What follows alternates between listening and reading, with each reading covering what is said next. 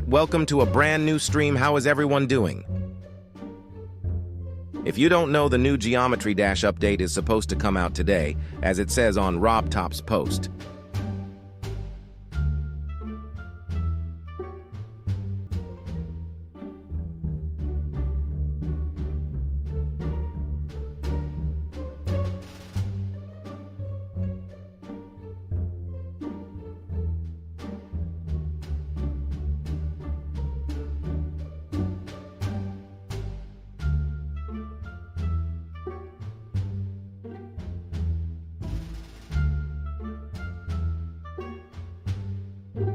Let me read the chat quick.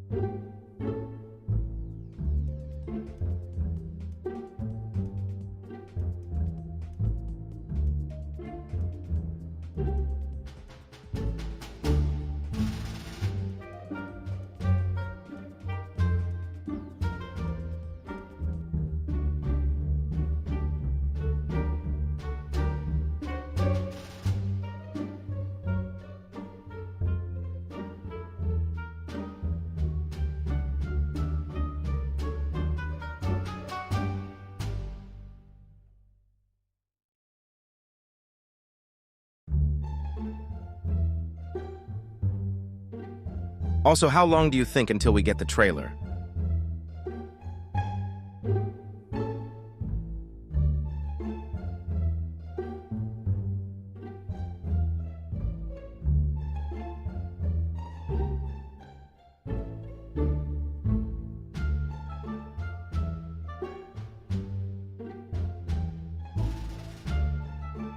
I'm thinking we might get the trailer in a few hours or so.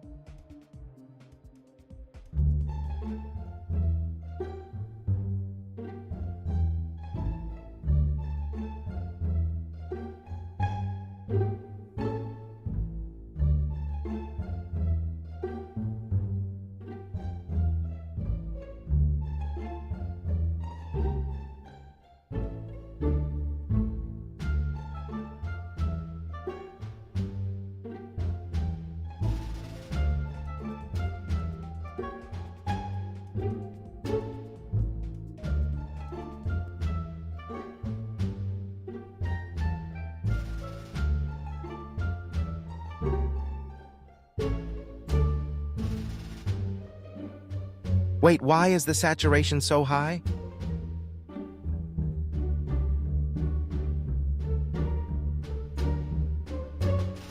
Let me change that quick.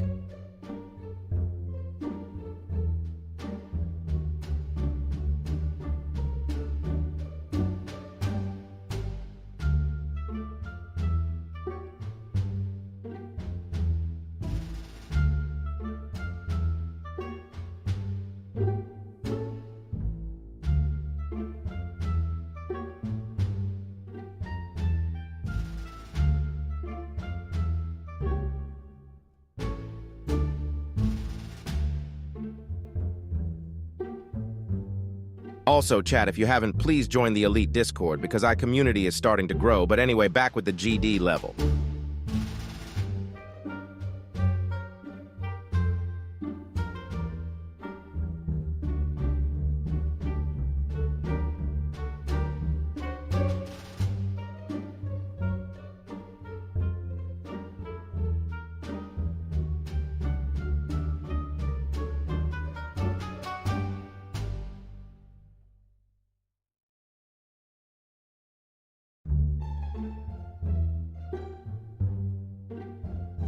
Oh god, the fire in the hole is back in the chat.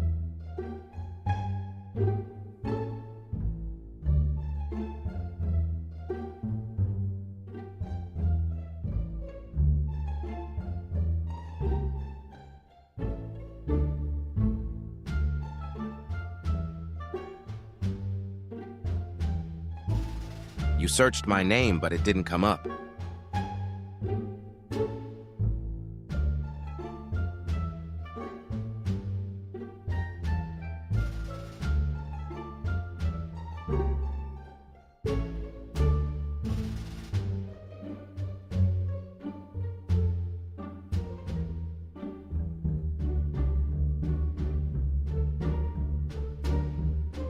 Wait, I'll post in the chat.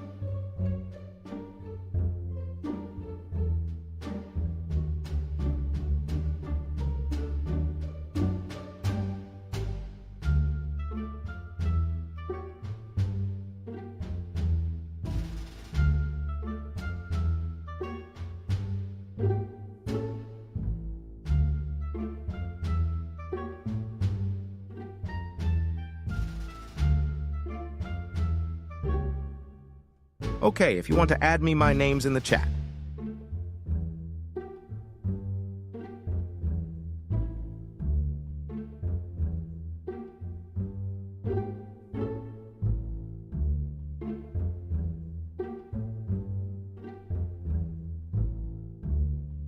Someone stole the GD Elite, so I had to improvise.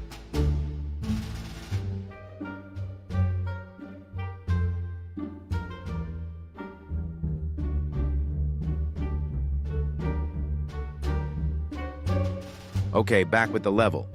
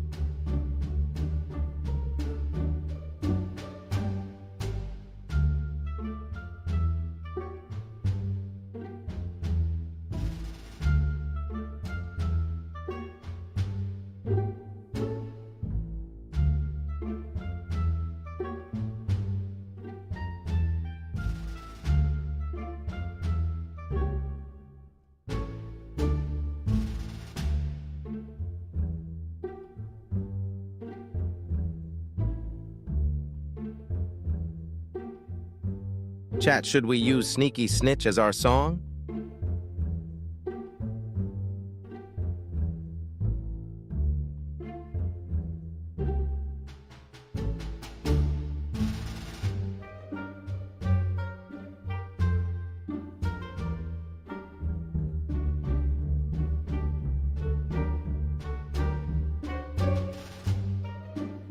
If you don't know, it's the song you can hear in the background.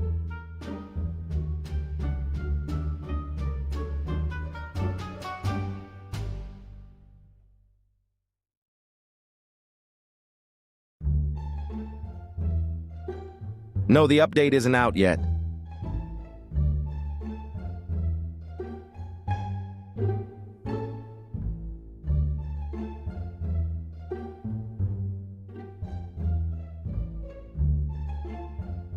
Wait, let's check RobTop's channel.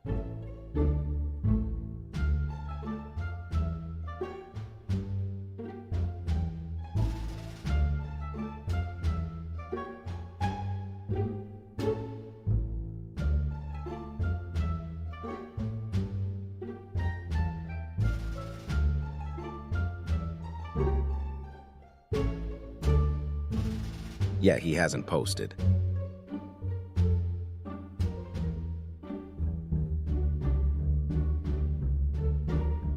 It's not out yet.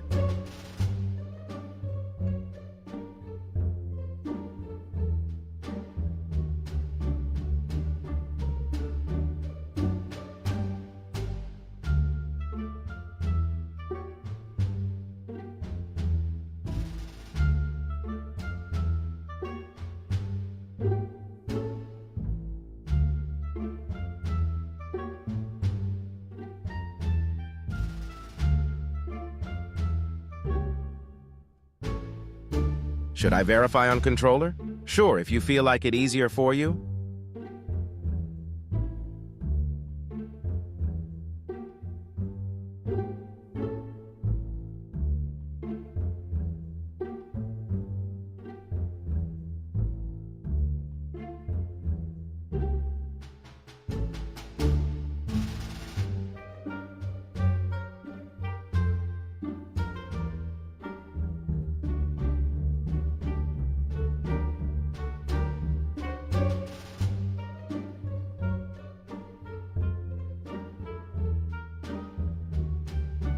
Use the tower song in level 1.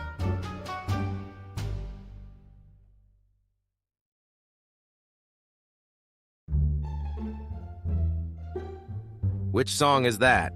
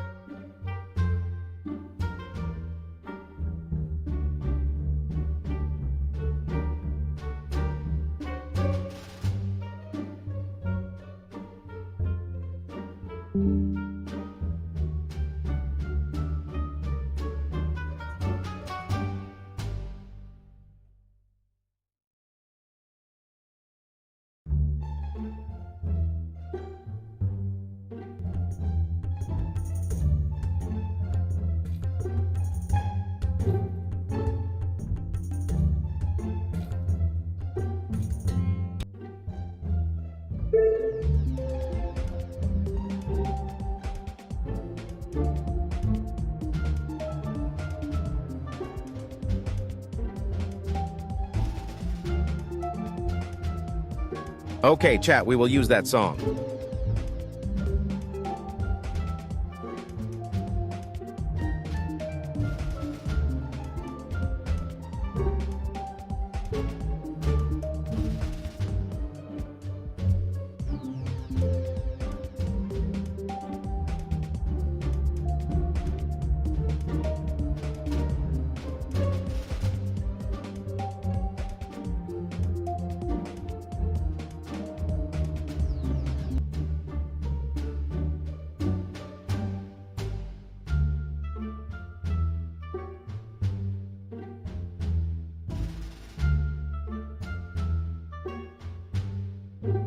Let's create the start.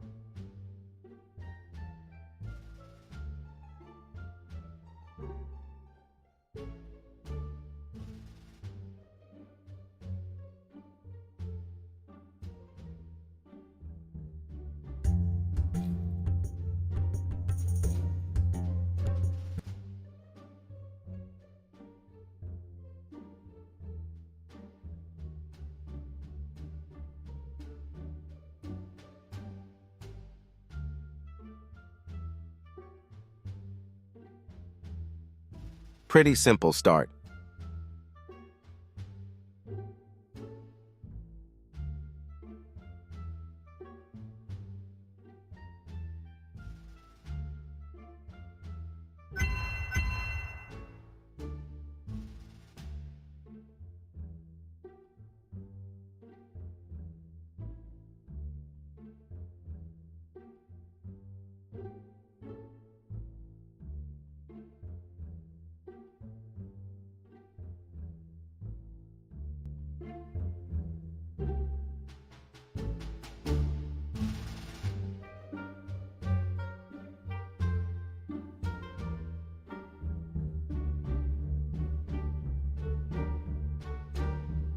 Chat, should I make the background music louder?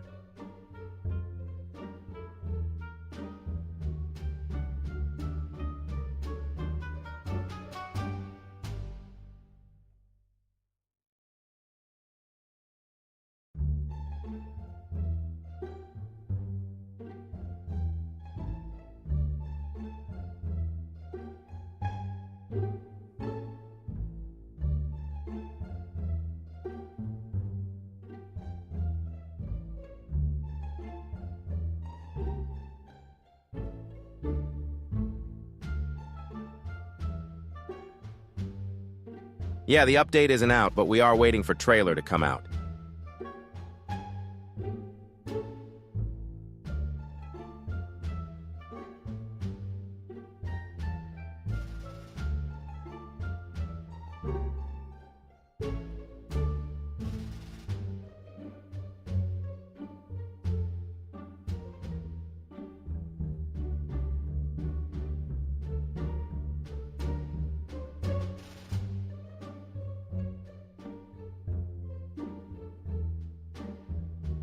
The stream's been an hour long already.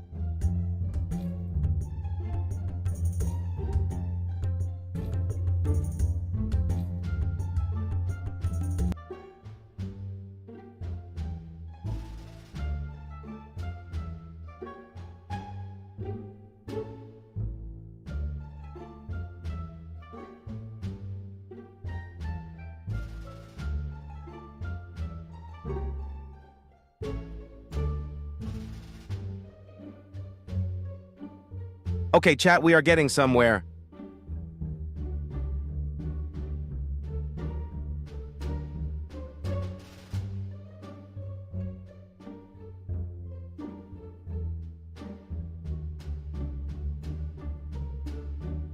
I'm trying to make a puzzle.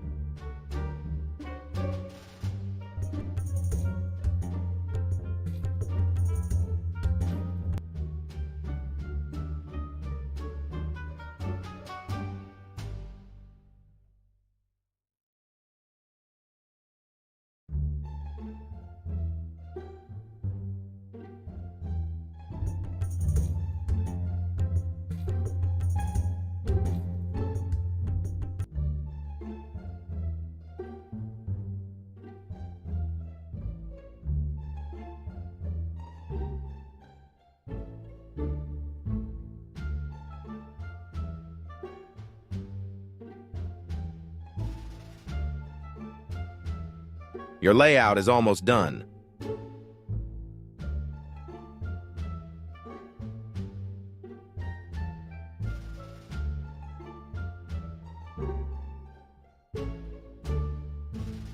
Yeah, we have made some progress.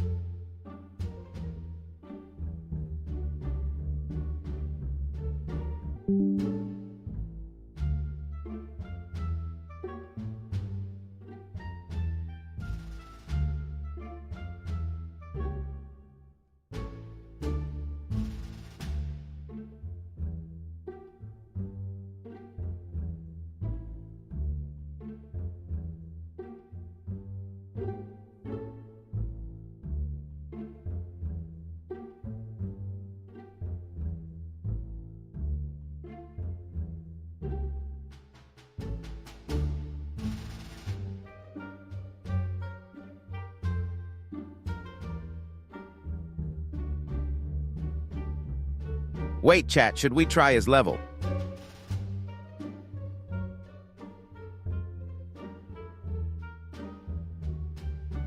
He posted it in the chat.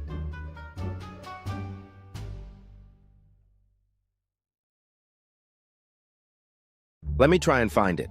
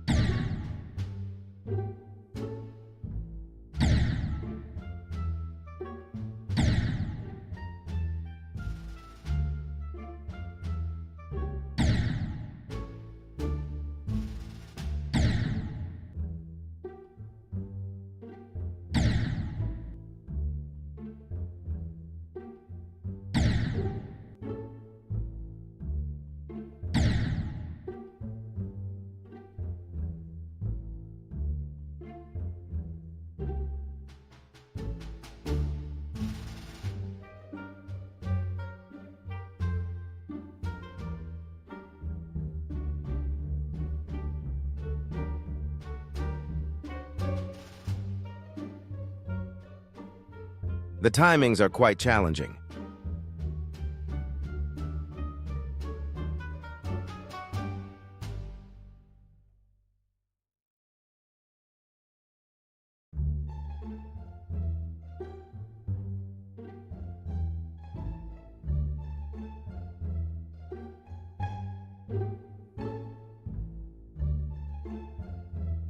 Chat, if you want to try this guy's level, type in the ID here.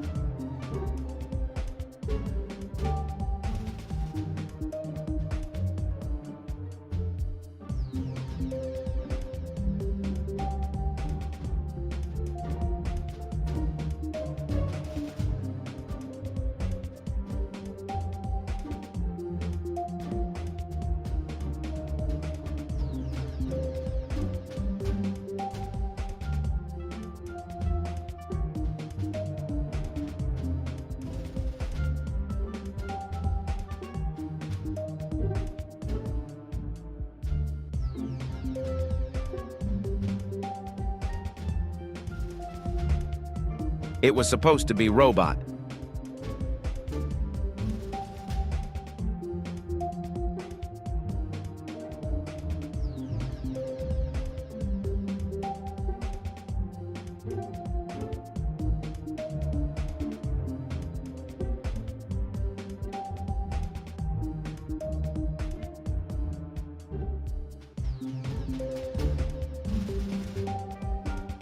Oh, okay, don't worry, it's still a good level.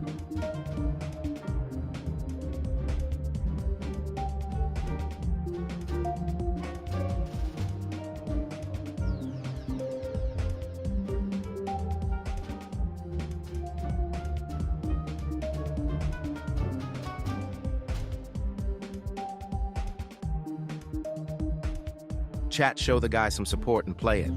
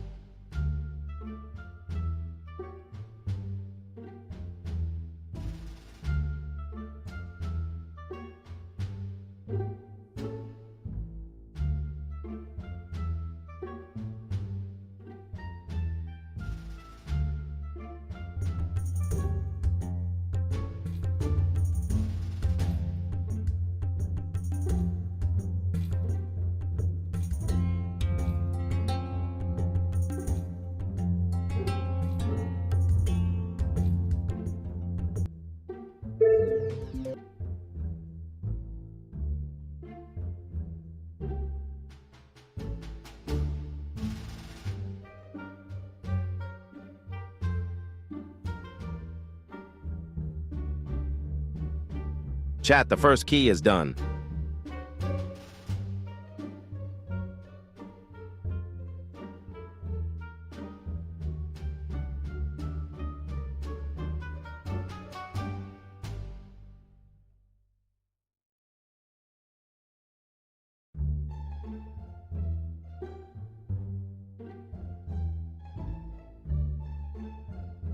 We can try now.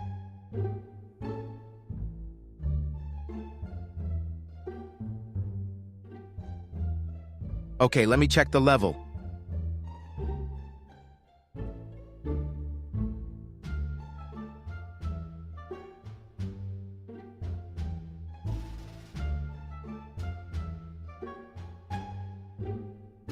Good level, thank you, Sayulis.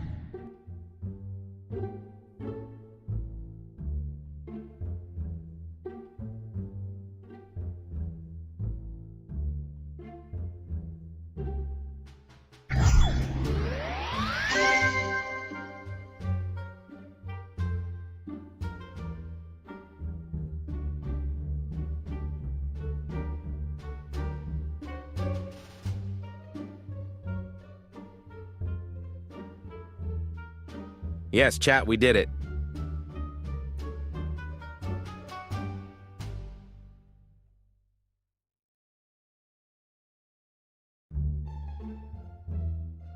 Thank you, Seulus, for the level.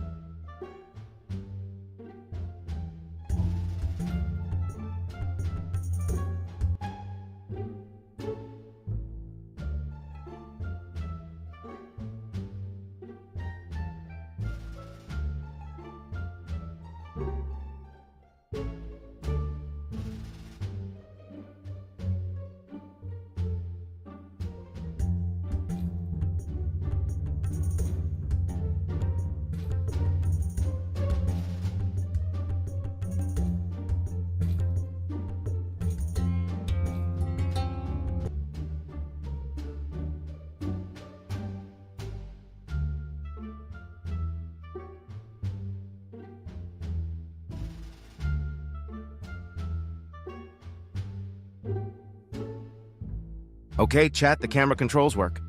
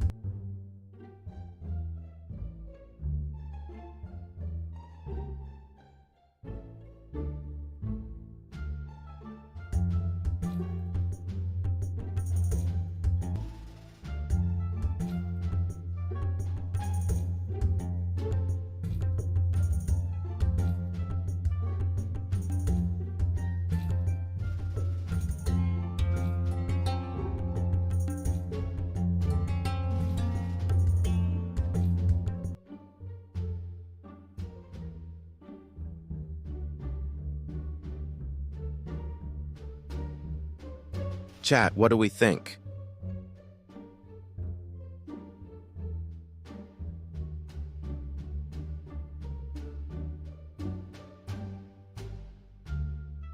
Make a copy and unlist it.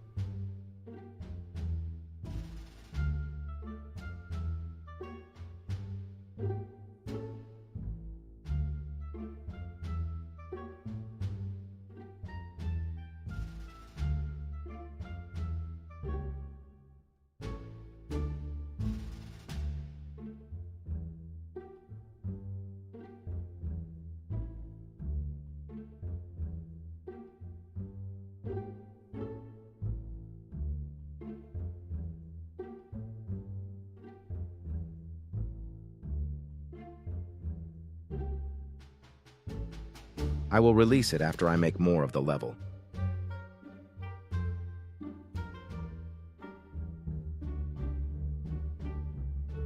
It feels a bit too short.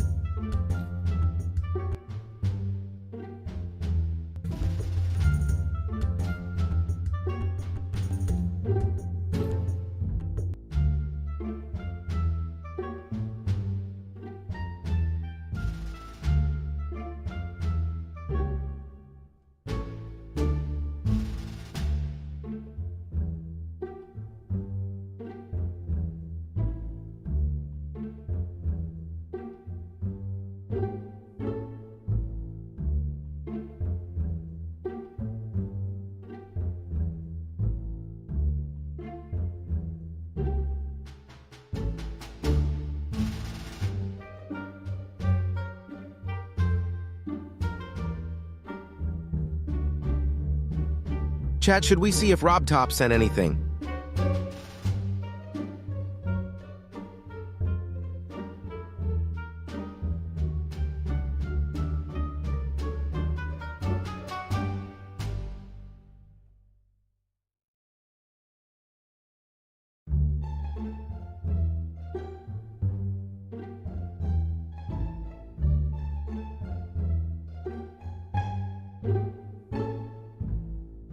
If you want to add me on GD, just send me a friend request and I'll see to it.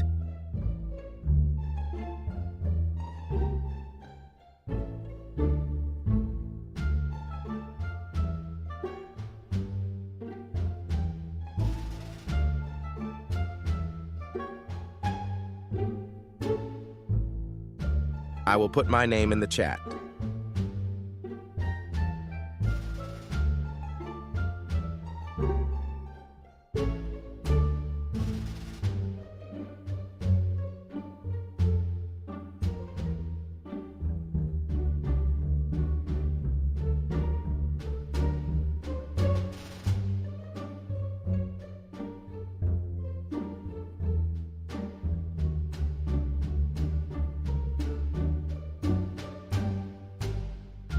Okay, done.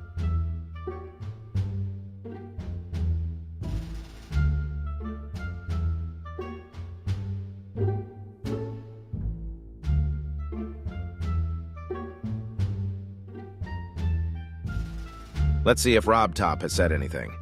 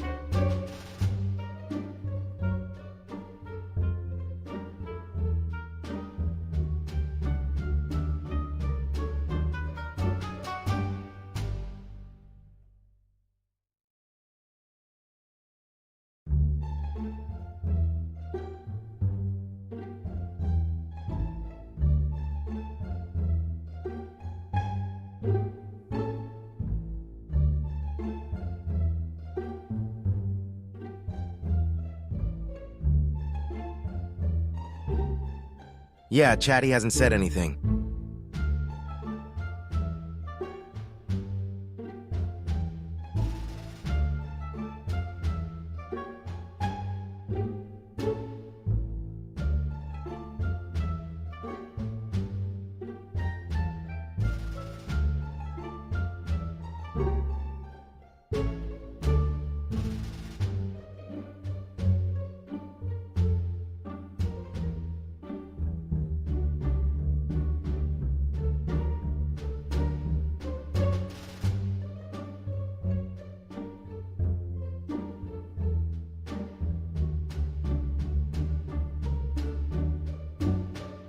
If you haven't seen the leak he sent, here it is.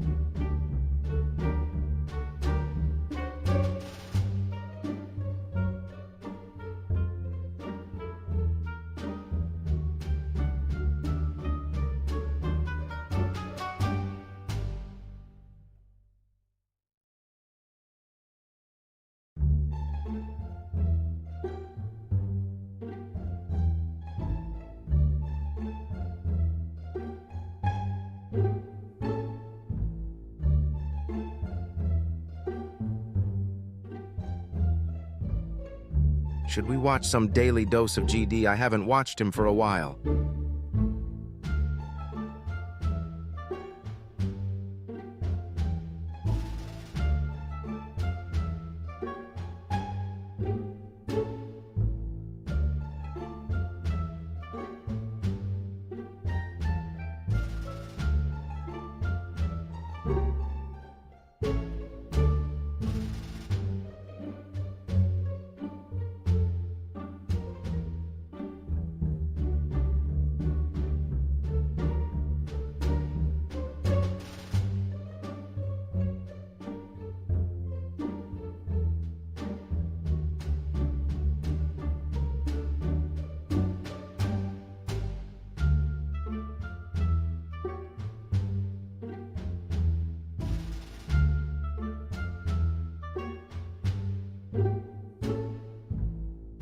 Chat, which one do you want to watch?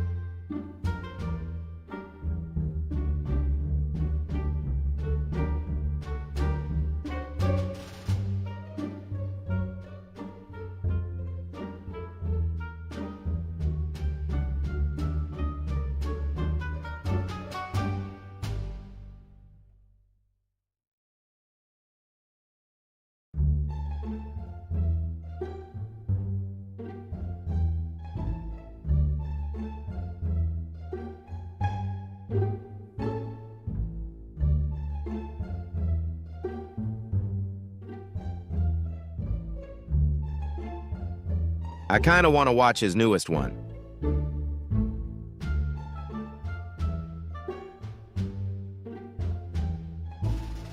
Should we do that, chat?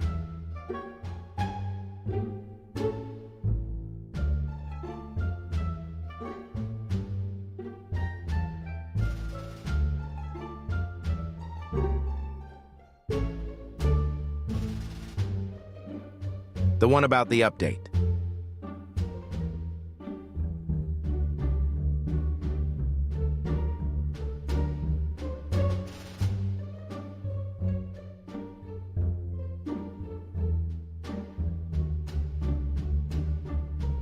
Let's do it.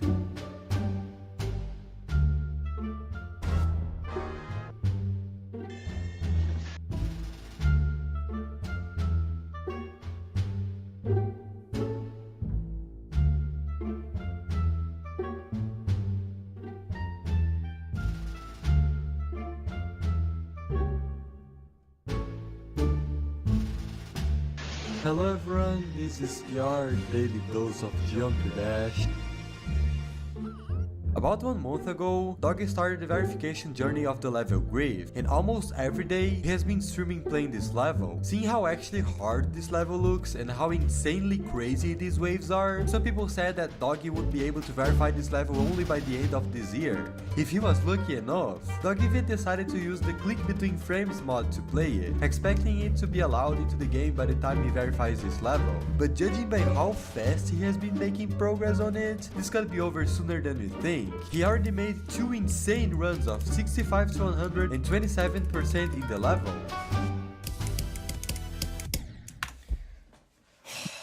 Oh my god, bruh. Some people argue that if he keeps this pace, he will be able to verify it really soon. Also, I'm hoping that CBF will be added into the game at the time Doggy beats it. Otherwise, this level will probably not get rated for a while. Only time will tell us if this is going to happen in the future. These people are planning on making an actual movie in Jump Dash.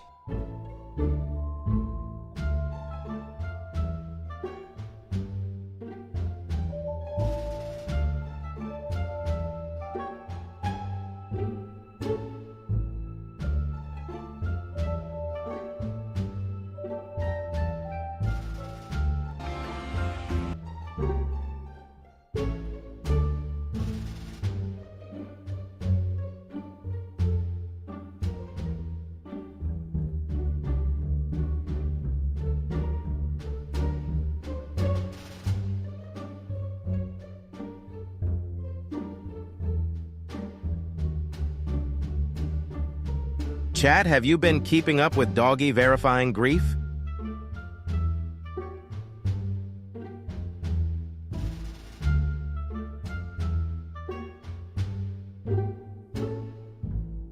I'm gonna be honest, I haven't.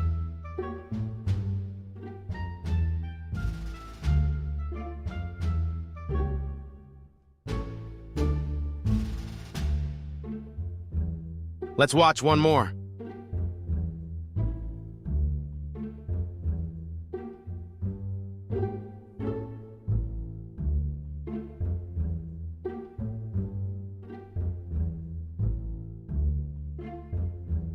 Hello everyone.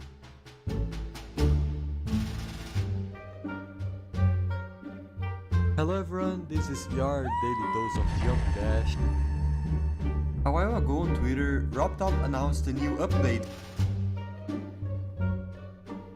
for Jump Dash on June 1st, followed by this image, which shows a lot of intriguing figures. A lot of people assumed many things of what these are. GD Column made this image where many people seem to agree with it. Blue equals what I hope it is, yellow equals what it probably is. The first one seems to be the no clip option in practice mode. Second one, new event levels release, or Grandpa Demon difficulty. The third one may be a new currency, or new shop for the delayed icons. Fourth one could be Mac update. Fifth one could be 1200 new objects, or new song. Seventh one could be hide editor layers or hide UI. Eighth one could be save and quit from a platformer level, which would be huge. And yeah, we don't really know if some of these are actually coming to the game, but we can expect some of these features in the next update for sure.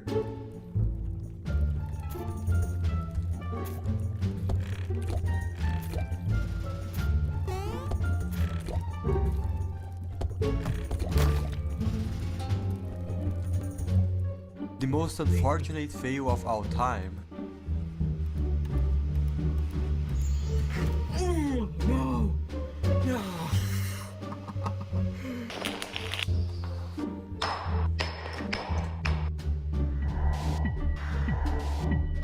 Thoughts on...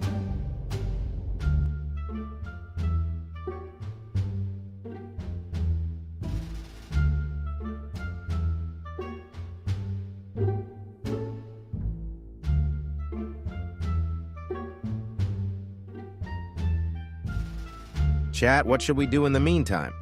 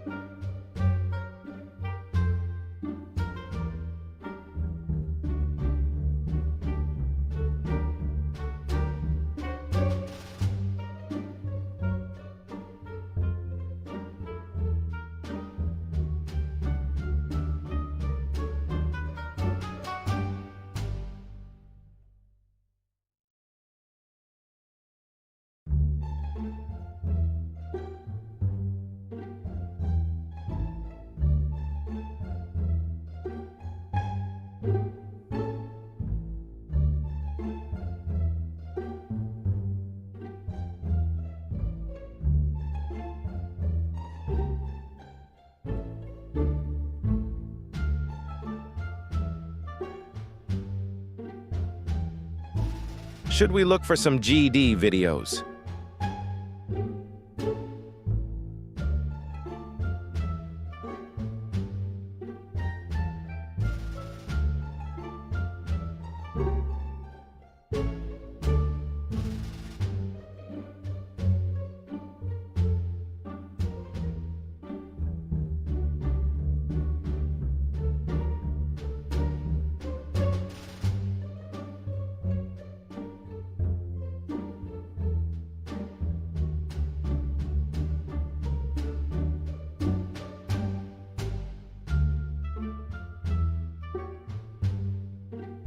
Can you play me levels?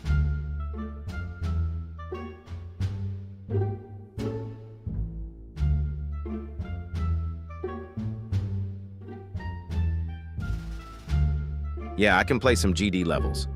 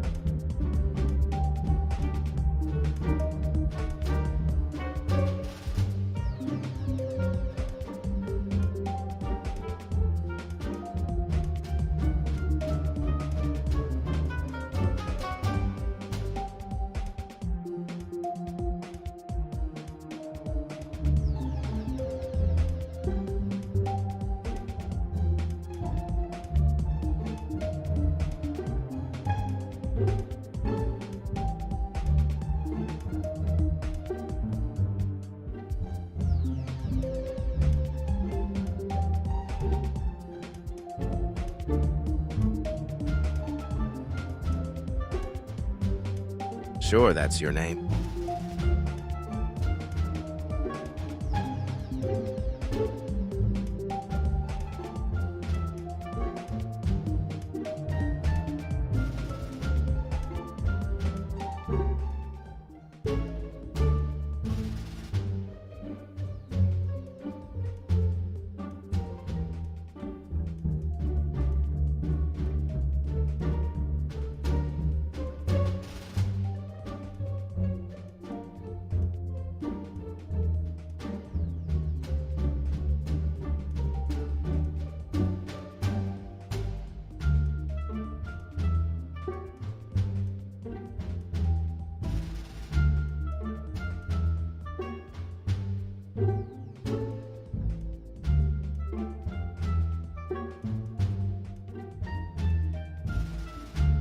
Actually, chat, let's finish the new gauntlet.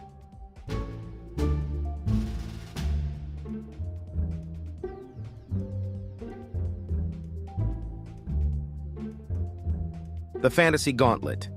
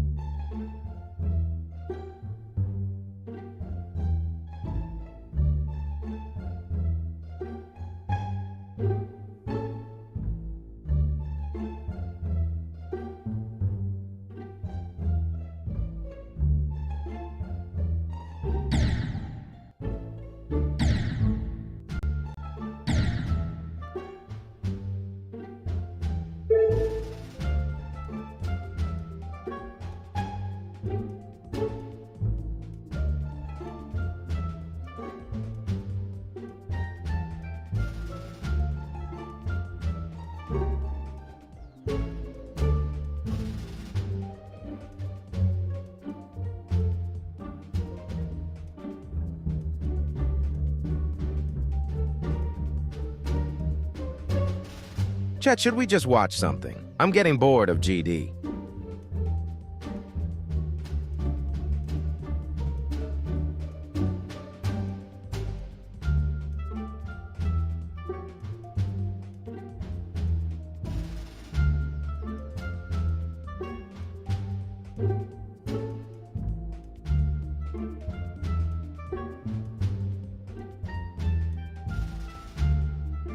Should I make GD vids if you wanna? Yeah.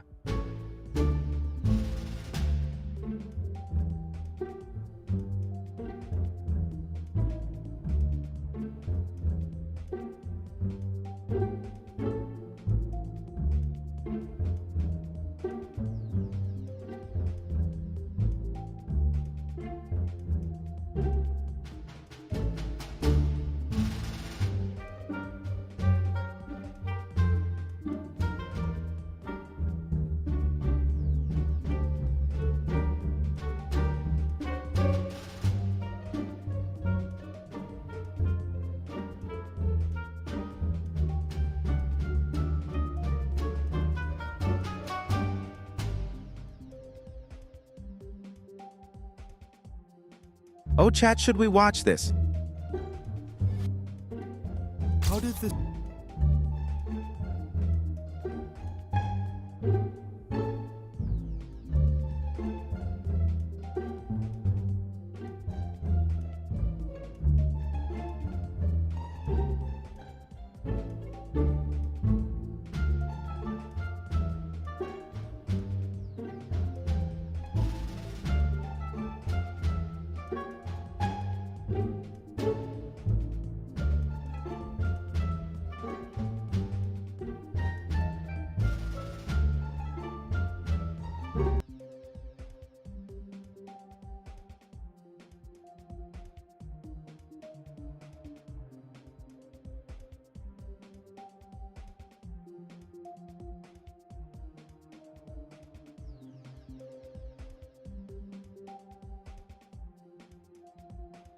How Geometry Dash became the world's hardest game.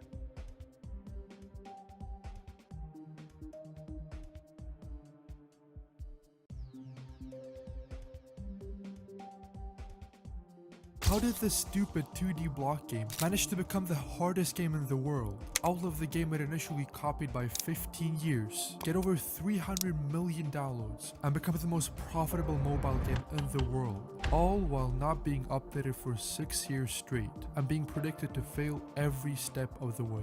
Well, this strange story starts in 2009, when a small indie developer named Fluke Dude would release the Impossible game, the original game that would start this all. Now, this name should already ring a bell for you, because it would become an instant hit.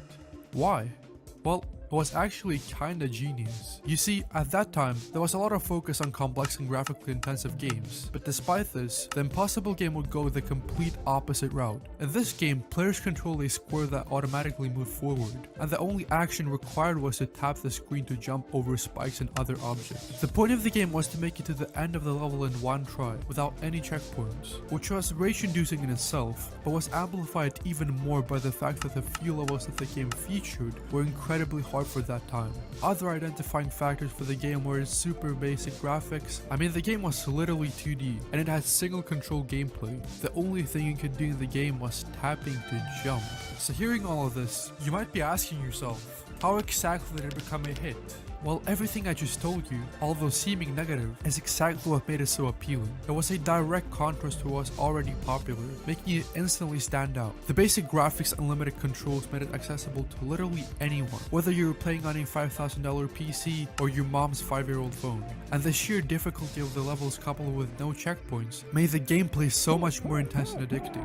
So because of that, 1 month after its release, it already had 10,000 downloads, which for that time was very impressive. But about a year later, it would have over 3 million downloads. What the f happened in between those timestamps? Well, when the game initially launched, it only featured a single level, but over the next coming months, Fluke Dude would update the game with new features, like upside down gameplay, new levels, bug fixes, and more. And you would think that's what caused this massive spike in downloads. Well, not exactly. Remember how I described how good the game's concept was earlier?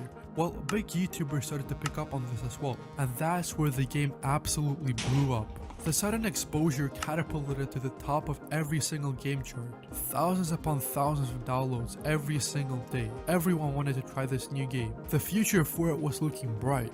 Or was it?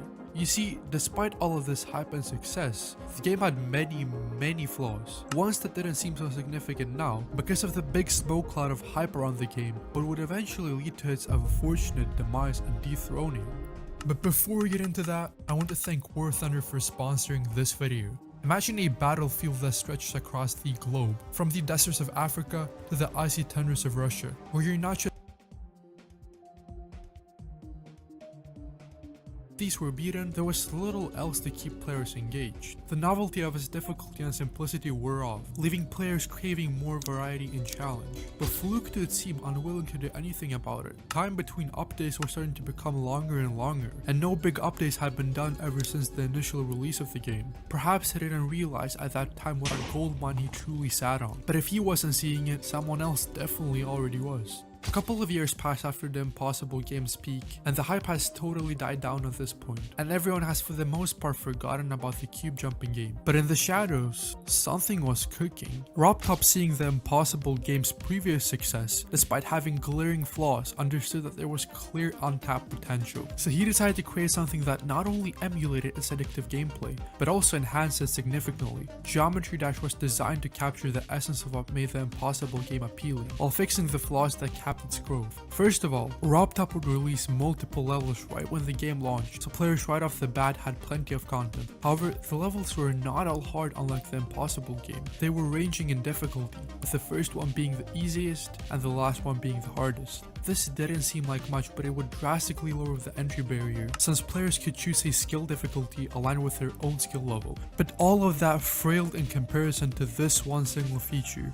Now, RobTop saw that lack of replayability is what killed the Impossible game, so with the level editor, he aimed to fix just that. With this feature, players were able to build their own levels that they could then publicize for everyone else to play. In theory, this would solve the content drought problem. Players were now not only limited to the official levels made by the creator of the game, but thousands of user-made levels, each different from one another. So a couple of months of development later, and he finally releases the game. Now, despite everything I just told you, the game actually had a very slow start, barely racking up a few hundred players in the first few months of the game existing. People had gotten enough of the whole cube jumping concept in itself. Or did they? RobTop wouldn't give up that easily. He would continue to update the game, each update bringing something new and unique to it. Update 1.2, adding the reverse portals, reversing your game when entering through it. Update 1.3, adding leaderboards, which added a competitive aspect to the game. And these were all very good things that are seemingly dumb.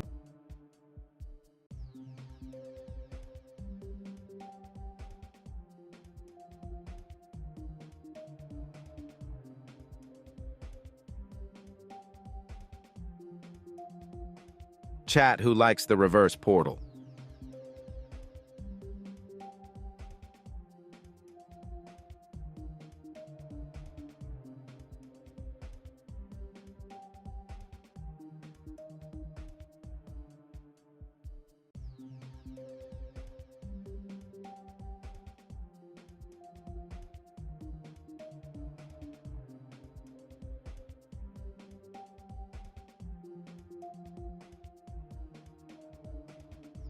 It's been a very controversial update when it was added.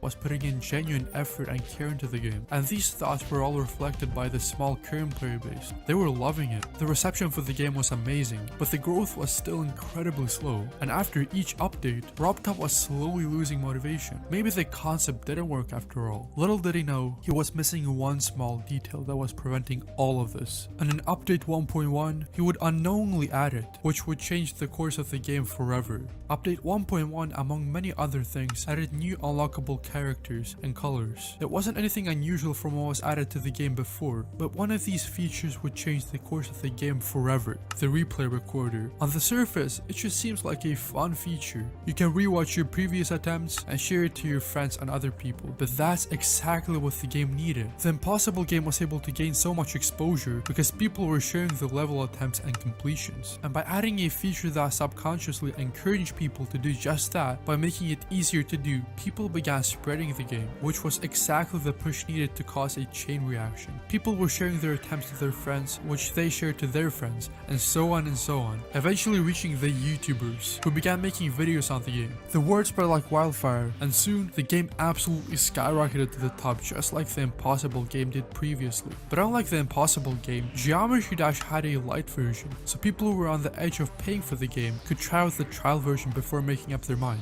This free version also exposed the game to a whole new market of people who were just simply looking for free games to play, which would funnel over even more people to the full version of the game, which was paid. RobTop would continue to update Geometry Dash to satisfy this new surge of players. Update 1.6, adding the first official demon level club step, and secret coins which would be used to unlock demon levels. Update 1.9, adding the second demon level, Theory of Everything 2, and the new wave game mode. And all of these things would go on to become the iconic features and levels we all know and love today. But a problem was starting to arise. The game was starting to go on a bit of a decline. The initial hype of the game was at this point starting to fade away. RobTop had the right thought when adding the level editor, allowing for unlimited versatility in the game, which extended the game's shelf life by a little bit. But really, there are so many levels you can play before it simply gets repetitive and stale. After all, the gameplay is for the most part the same across all of these levels, since there's literally only one game control, which is clicking, and there's only so much you can do with that, and that's also why the Impossible game died. It is at this point almost all games in this category fall off. These types of games are not meant to last a long time. The concept is just simply not suited for that. Geometry Dash was doomed to fail from the start. Except it didn't. You see, despite not even being updated for 6 years straight, it surpassed its peak and continues to grow till this day. But the most surprising part about this is that it was done unintentionally. So how did this happen? The initial hype for the game had died down, and the game was kinda at a dry spot. All the big updates that could have fixed the game in any significant way had already been made, and RobTop was just left adding small changes and bug fixes to the game. If you wanted to save this game, something would have to happen quick. He would continue updating the game on a regular basis, desperately trying to do all he could to revive it, but nothing really seemed to be working. And being super discouraged by that, updates would start to become less and less frequent. But little did he know that he was accidentally about to change this all. Back in 2014, Geometry Dash only had 5 difficulty ratings: easy, normal, hard, harder, and insane, since the difficulty didn't really go up higher at that time. But a problem would soon arise. You see, the max amount of stars you can get for beating a level at that time was 9, being down through beating an insane level, the maximum difficulty. But soon, a level that was harder than anything that had ever been seen before in Geometry Dash was made, called Demon Park. Now, this was kinda weird, because while being harder than any of the current insane levels, you'd still get the 9 maximum stars for beating the level, so players were instantly repelled from this level. Why spend days to complete Demon Park when you can just beat an average insane level and get the same amount of stars? So because of that, the level instantly became hated. But RobTop was impressed. The game had never been pushed to a limit like that, so to honor it, he added the demon difficulty in update 1.6. The amount of demon levels that you had beaten were displayed on your public profile, serving as bragging rights. But what RobTop didn't realize is that this little change would inadvertently reward players for pushing the game to its limits. Demon Park was quickly knocked out from the first place as the hardest level. It seemed like every day new demon levels were being released, each one harder than the last. But alright, why am I telling you all of this? Let's skip forward a few years. The year is now 2017. Geometry Dash is at version 2.1. You'd expect the game to be dead by now. After all, it was falling off so rapidly a few years back, so surely it must be completely dead now. Well, the game had actually tripled its player count and showed no signs of slowing down. How did this happen? Well, what if I told you that it was all because of demon levels? Let me explain. As I was saying, demons were released literally every single day, each one becoming harder than the last. This will go on for a bit until eventually we reached Cataclysm, a level thought to be impossible. And that was it. We had reached the skill ceiling. We couldn't go higher from here, or so people thought.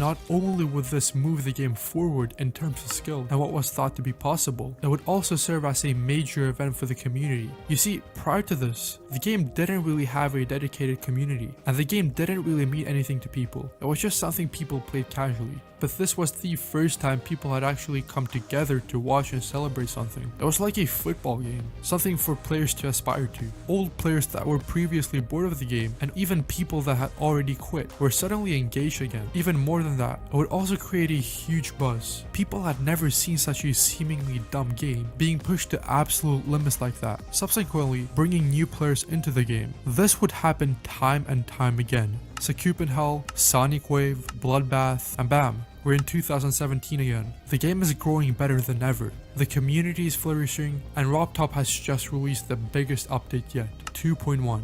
But little did players know that this would be the last update for 6 whole years. This update was very beneficial for the game, adding many big features like object movement, other revolutionary level editor features, and other stuff that would greatly enhance player-made levels. But would that really be enough to keep a game alive for 6 years? The previous times Geometry Dash had a stale period like this, RobTop still consistently updated the game, so would it be able to pull through this time without any updates? 2 years passed, you seemingly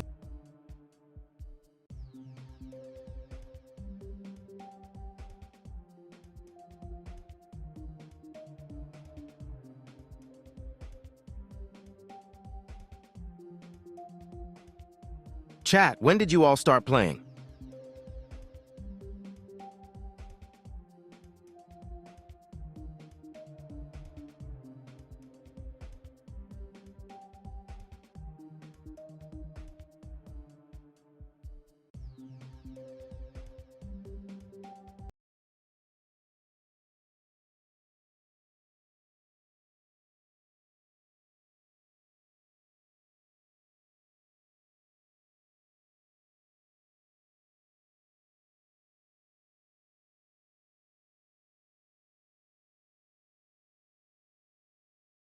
Because I remember when Bloodbath was still around the top on the demon list.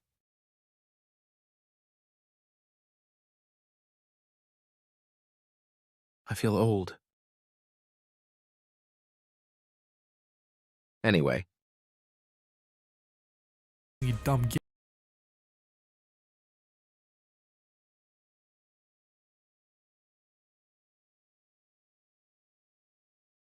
Hardest level in the game, and after that the levels just kept getting harder and harder. At some point there was a guy literally beating a level after 3 years and 850,000 attempts. The craziest part is that today this isn't even the hardest level and only like the 4th on the demon list, with Tidal Wave being the hardest one. Within those 6 years, Geometry Dash managed to become one of the hardest games in the world. A stupid block game holding a title like this was absolutely mind-boggling, which in itself brought incredible hype to the game. But all of that wouldn't have been possible without this. You see, there was also something interesting happening. It wasn't the achievements themselves that were keeping the game alive. It was the community, talking about and creating hype for events, content creators making videos on the game, top players absolutely pushing the game to its limits skill-wise, level creators revolutionizing what was thought to be possible, not only skill-wise, but also mechanically. An example of this would be this level. This is literally a 3D level that was created in a basic level editor made for 2D levels. Like, how is that even possible? And all of this would continue on through the rest of the years. Insane achievements, revolutionary events, big scandals, memes, and just generally constant hype around the game. Until eventually, after 6 years, 2.2 was finally released, being the best update the game has ever had, creating the biggest peak in the game's history. But once again, that wouldn't have been possible if the community didn't keep talking and creating hype around it. Otherwise, no one would even care. You can make the game the best possible game, the best graphics, the best gameplay, the best literally everything. But if it doesn't have a community, it will most likely die. So yeah, that is basically it. Please subscribe. Goodbye.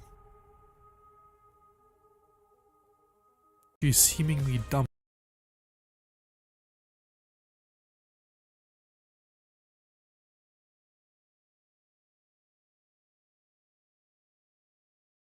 That was a good video.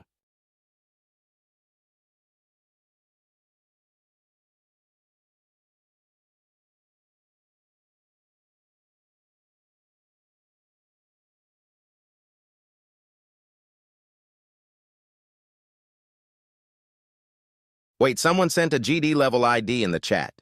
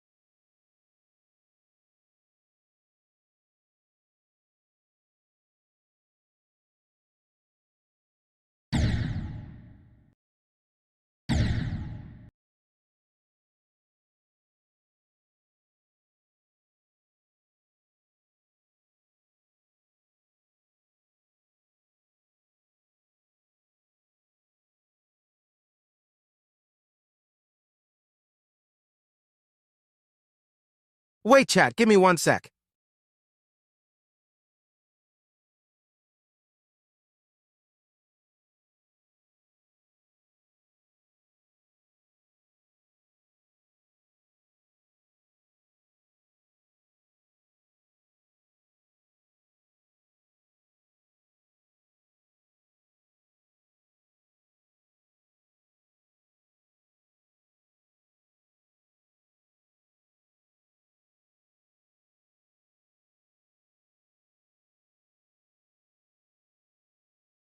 Fire in the hole.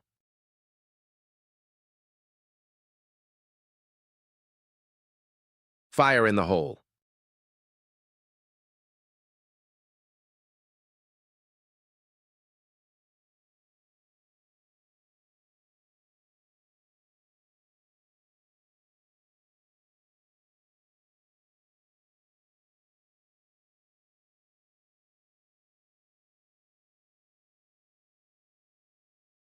Why is everyone spamming fire in the hole?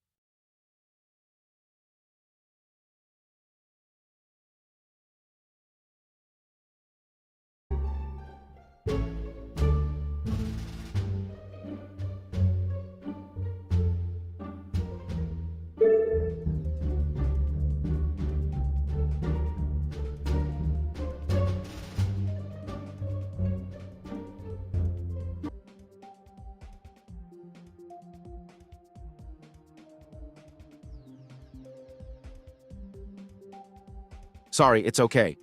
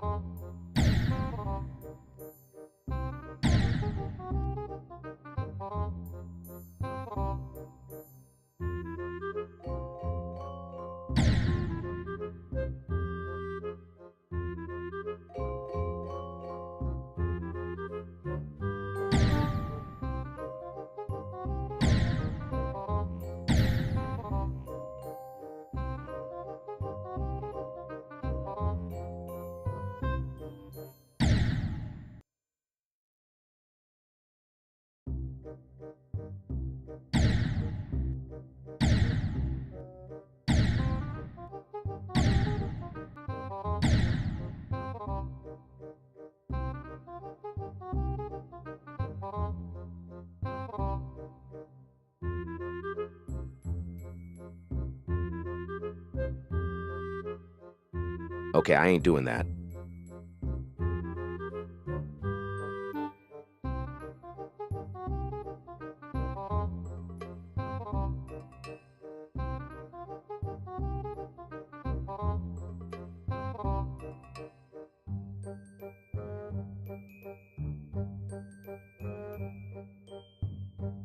Update, I don't when is coming.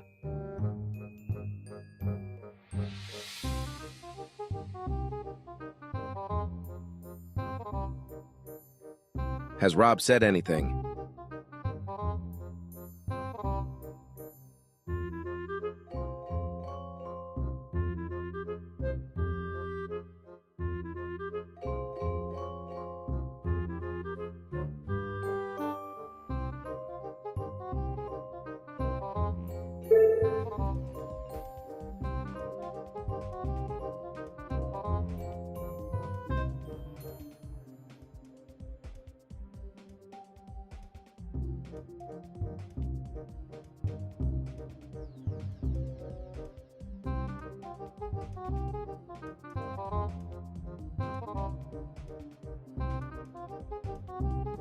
like a crowd whenever I tell a joke. This is because the music still runs at normal speed when the game is speed hacked. So eventually, while you're playing at a snail's pace, the song will end and the orbs will stop pulsing with it. As time passed, people finally caught on to this. Cheaters were being exposed left and right. People once considered kings of the game were now being outed as frauds, giving Andromeda the perfect opportunity to swoop in and pick up the crown. He began grinding demons and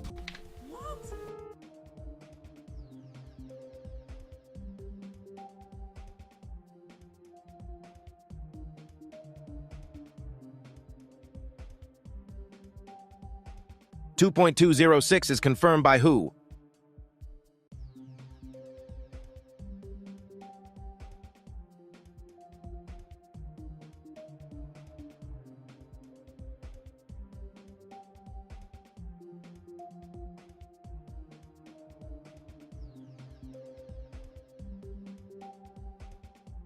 Okay, chat, calm down with the fire in the holes. only a few days. Now, in hindsight, with all the cheating scandals we've been through recently, such an achievement should have raised some suspicion. But everybody was caught up in the hype of this new exciting level and this new exciting player. Andromeda's subscriber count shot up through the roof. He loved the attention, he loved the praise, and he'd keep going after that Cloud9 feeling by plowing through other levels. However, there was a threat on his path to becoming a legendary player. Over on the other side of the world, Riot was making his way through a level much more challenging than the ultimate phase or anything else we've seen before. You may have heard of it. It was called Bloodbath. And you can tell by its name and its difficulty that this was no joke of a level. If Riot somehow managed to beat it, he'd quickly snatch attention away from Andromeda. There were even players building levels that were more challenging than Bloodbath. I guess there's always a bigger fish. Times were changing, and if Andromeda wanted to cement himself as one of the greats, he needed to act fast.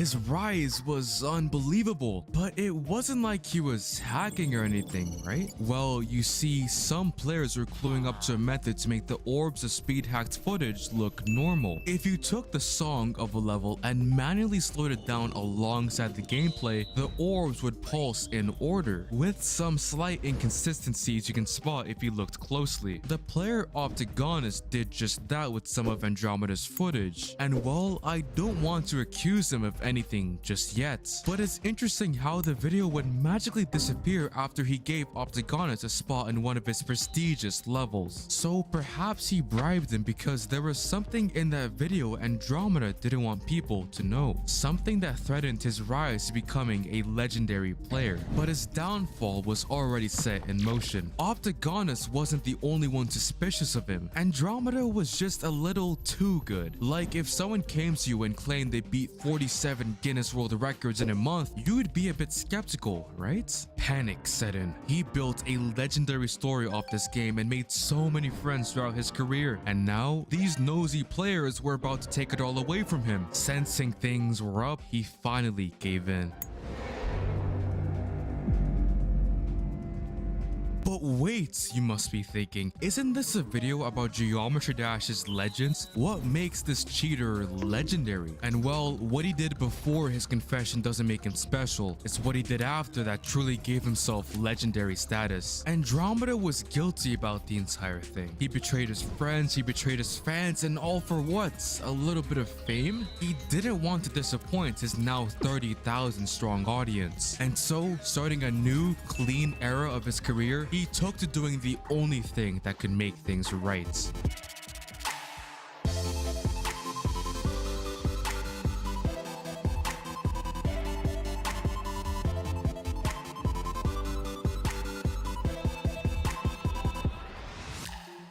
Andromeda was clearing all the levels he hacked. He was repairing his image bit by bit, level by level. The community was ecstatic to have their legend back. In the past, sketchy cheaters would get caught red-handed and disappear, but here was Andromeda actually sticking around to correct his mistake. However, things were fast changing in Geometry Dash. As he was in his redemption arc, harder and harder levels were being built and beaten around him. Wright had managed to clear Bloodbath months back, but now he wasn't even the king of the game anymore. And with these old generation players falling behind, they'd go inactive and eventually quit, leaving the crown up for grabs. Hundreds of players would go after it, but our following Geometry Dash legend would end up beating all of them. And if you were around back then, it would be the last person you'd expect. I want to be a game designer. Let's build our character in Vox Edit. There you go. Let's upload it to our asset database. Easy, and I'm not even a 3D designer. Now open Game Maker. Select your new avatar, walk around. Ugh, feels empty. Let's build a nice modern house. I don't like it. Let's erase it. I want to build a giant machine farm where I can harvest things. No, I want to make a tower defense or zombie bashing game. I don't really want to fight. I just want to bake cakes after all. Okay, it's been a productive day. Bye bye.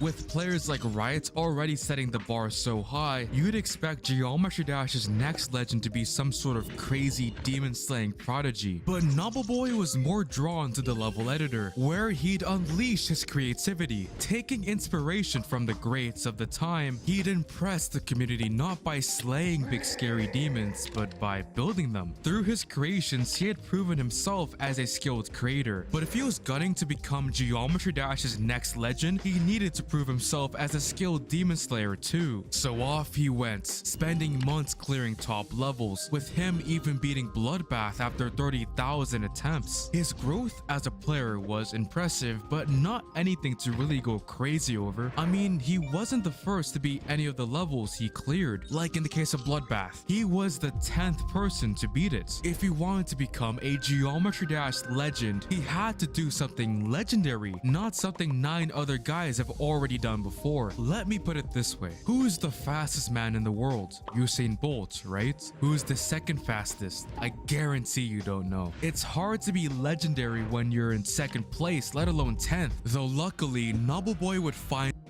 What? This was...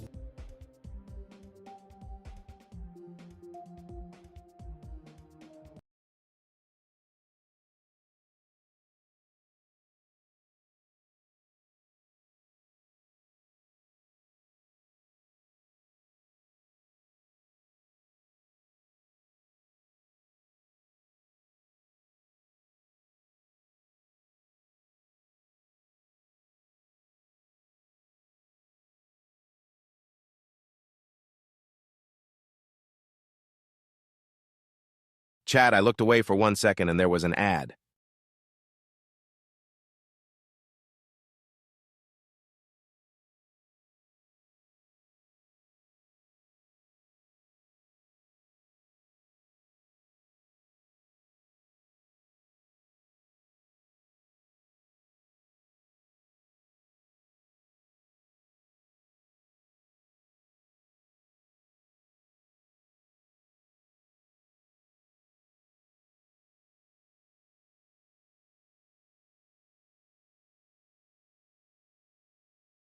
health issues, everybody knew he'd drop it eventually, so Nobbleeboy just began playing the wait game. And fortunately for our story, the waits wasn't very long. This was his chance to prove himself as the legendary player he aspired to be. Nobody had ever attempted a project of this magnitude. You know, not only did the level's creators buff Bloodbath, but they extended the level with another minute of brutal gameplay. But with this being said, many doubted whether he could get it done. After all, if Quasar, literally the first person after Riot to be Bloodbath, couldn't do it, how could number 10 do any better? But he'd silenced the doubters by making quick progress through the level, showing everyone that he was committed to beating the map. Everyone but himself. You see, behind the streams that Nobleboy was doing, he was fighting his own war. The war to stick with it. For him, practicing the level was initially fun, but actually taking all these practice points and tying them together from zero was a lot harder than he expected. Bloodlust was an entire 3 minutes in length, twice as long as usual. And when levels are this long, there are hundreds if not thousands of tiny little places you can mess up and end your entire run. But he had to stick with it. He had to lock in if he wanted to truly become a legend.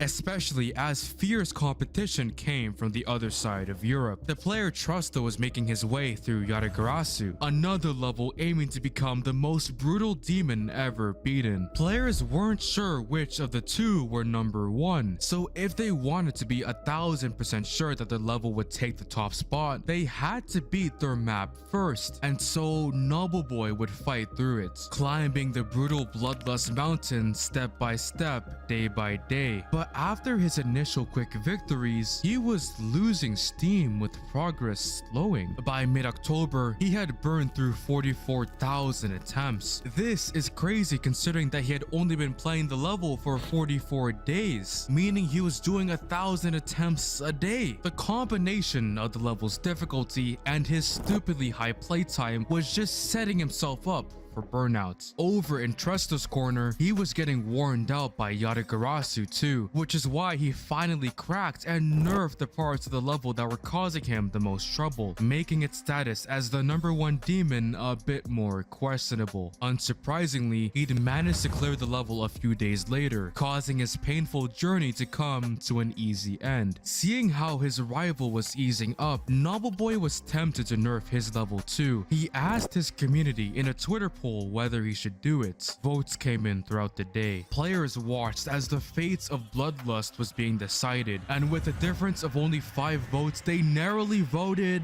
against it. God, just how different would Geometry Dash history be if these 5 people went with the other side? With the community's voice heard, Nobleboy scrapped the idea, wanting to just thug it out and get the job done. And it's a good thing he did. Because of Trusta's nerfs, Yatagarasu didn't even place number 1. It had been hyped up as a mythical brutal level for months and months, so this was a massive disappointment for everyone. For the rest of Trusta's career, he was ridiculed as the coward who couldn't take the heat, even though most of his haters probably haven't beaten an extreme demon, let alone a top 1. The failure of Yatagarasu played into Nobleboy's hands as now the top spot was uncontested, and he had a clear path to becoming a Geometry Dash legend. All he had to do was beat his level, something much easier said than done. 70,000 attempts down, he broke out of the remade Bloodbath parts and into the extension, and in a practice run he completed the entire extension, meaning he now technically had Bloodlust done in 2 attempts. It looked like the grind was coming to an end, but it's here that Nobleboy began to get really sidetracked. Unsurprisingly, people don't like to torture themselves 24/7. He was still a creator at heart, so outside of his Bloodlust playtime, he took to building levels, perhaps as a way to maintain his sanity while facing the demon every day. Being close with Manix because, you know, he was verifying his level, Nobleboy landed a spot in one of his mega collabs, Fusion Z. It was a sequel to his most popular level, Fusion, which Andromeda called his favorite demon ever, so Nobleboy being on Fusion Z was a big deal. He'd also pursue his own projects too, letting his skills shine and wowing the community while pissing off players at the same time. Some thought that, as the verifier of Bloodlust, he should stay loyal to the level and focus solely on it, especially as the wait for it drew longer and longer. From the outside, all these side projects made Nobleboy look like he was getting lazy and distracted with the main project, and to some extent, it was true. He wasn't playing the level nearly as much as when he first got it. Chasing legendary status became a lot less attractive after being chewed up and spit out by Bloodlust's difficulty. But thankfully for Nobleboy and those waiting on him to beat the level, the journey seemed to be nearing its end.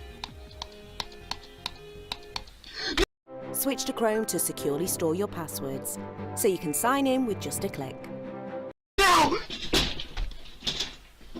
His best run yet. It hurts a lot, but if he got this far into the level, clearing all the most complex parts of Bloodlust, he could surely do it again and clutch it up, right? If you've been watching the video so far, you should know that things are never this simple.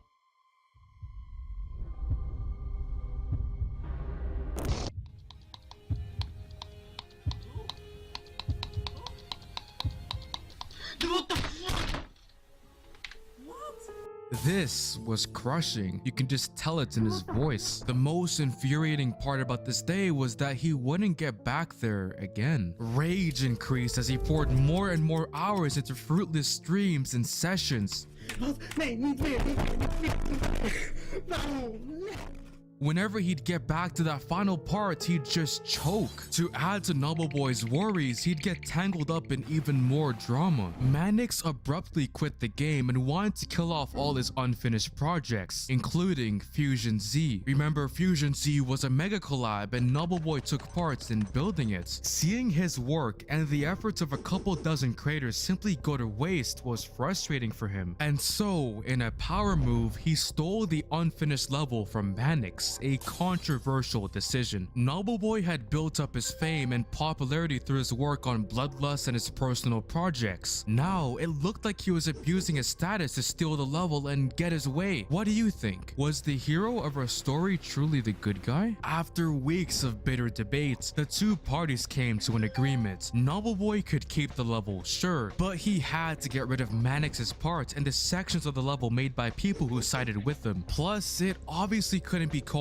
Fusion Z because it wasn't a sequel to Mannix's famous level anymore. This was now Noble Boy's project. And so he took to the task of finding creators to pick up the pieces of the shaky project and rebuild the now empty parts. Peace was made, but a tricky relationship between Mannix and Noble Boy persisted, which was really awkward because he was in the thick of verifying his level and making much slower progress at that. With his record being so close to the finish line, you would think it would be easy to just finish the job, but even with how much time he was pouring into it, that progress bar wouldn't budge. The fact that the entire community was breathing down his neck didn't make things any better. The wait for the level had reached well over a year and people were getting impatient. With Noble Boy being so bogged down with Bloodlust and his side projects, the geometry dash world around him had changed so quickly. Skillful players were rising up, waiting to prove themselves as geometry dash legends, and the player Krazen was one of them, seeing Noble Boy struggle as a way to swoop in and save the day. With Bloodlust being leaked many times, it wasn't hard for him to get a copy and start playing it himself, aiming to steal Noble Boy's thunder and verify the level. As cliche as it sounds, he was getting a taste of his own medicine. Just as he stole Fusion Z from Mannix, Krazen was stealing Bloodlust from him. Many players, fed up with the level's weight, sided with Krazen. He was much more skilled in doing what took Noble Boy a couple of months in literally a couple of days. But then again,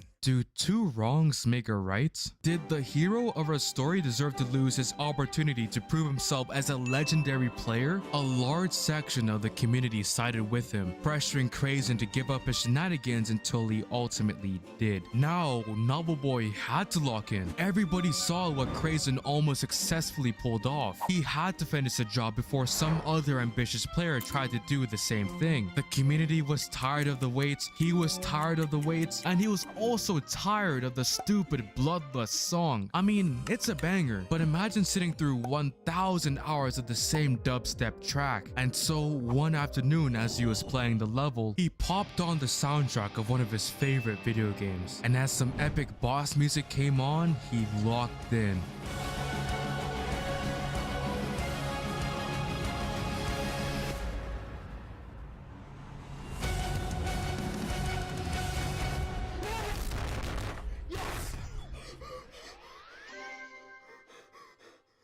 These two legends are no longer forgotten thanks to you watching the entire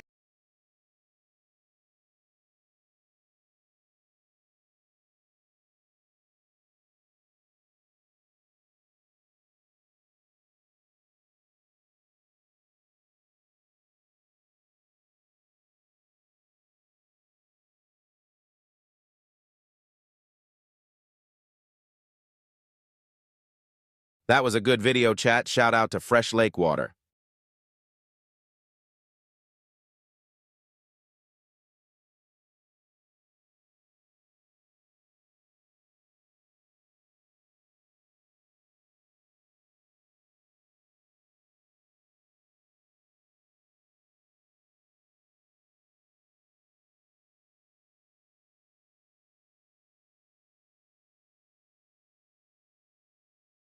Chat, should I play some of your levels?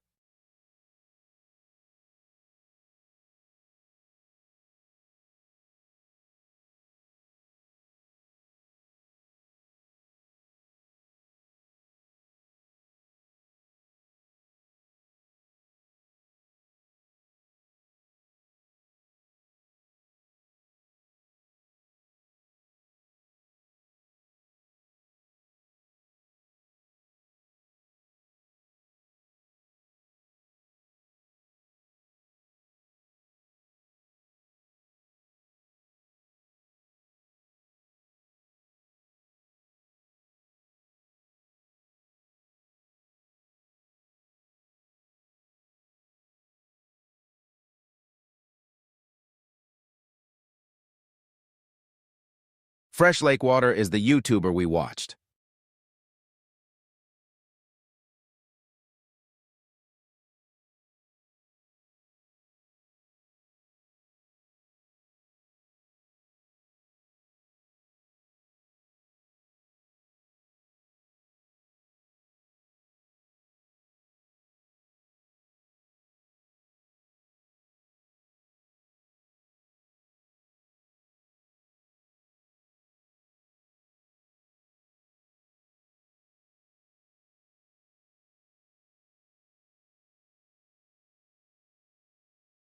Chat, let me do a poll.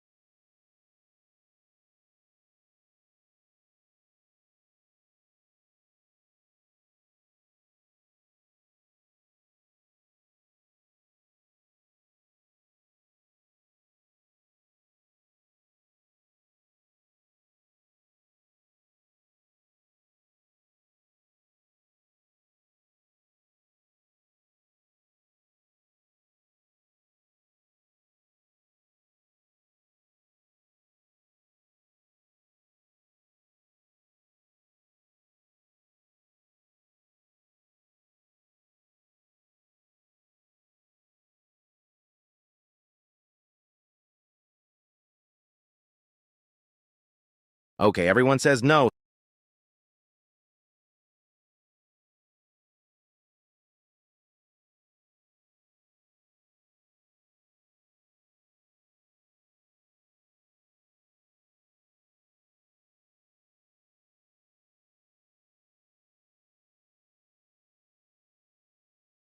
Everyone here a bot.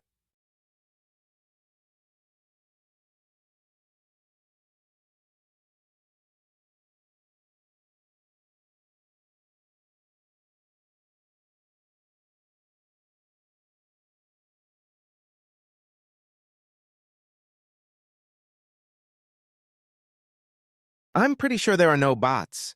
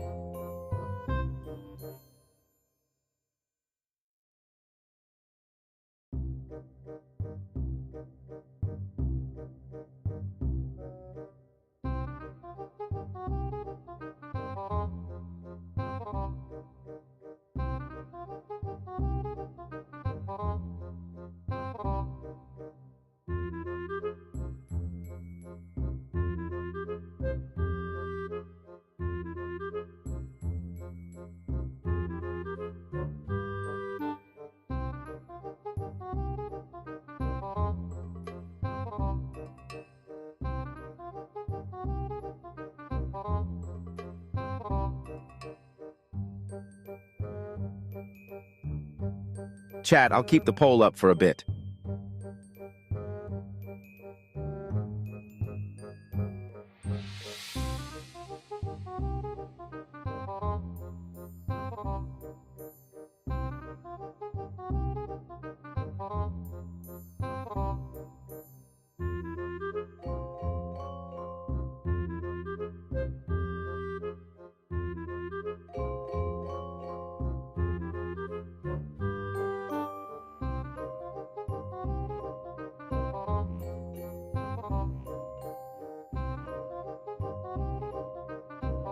Chat, when is the update coming out?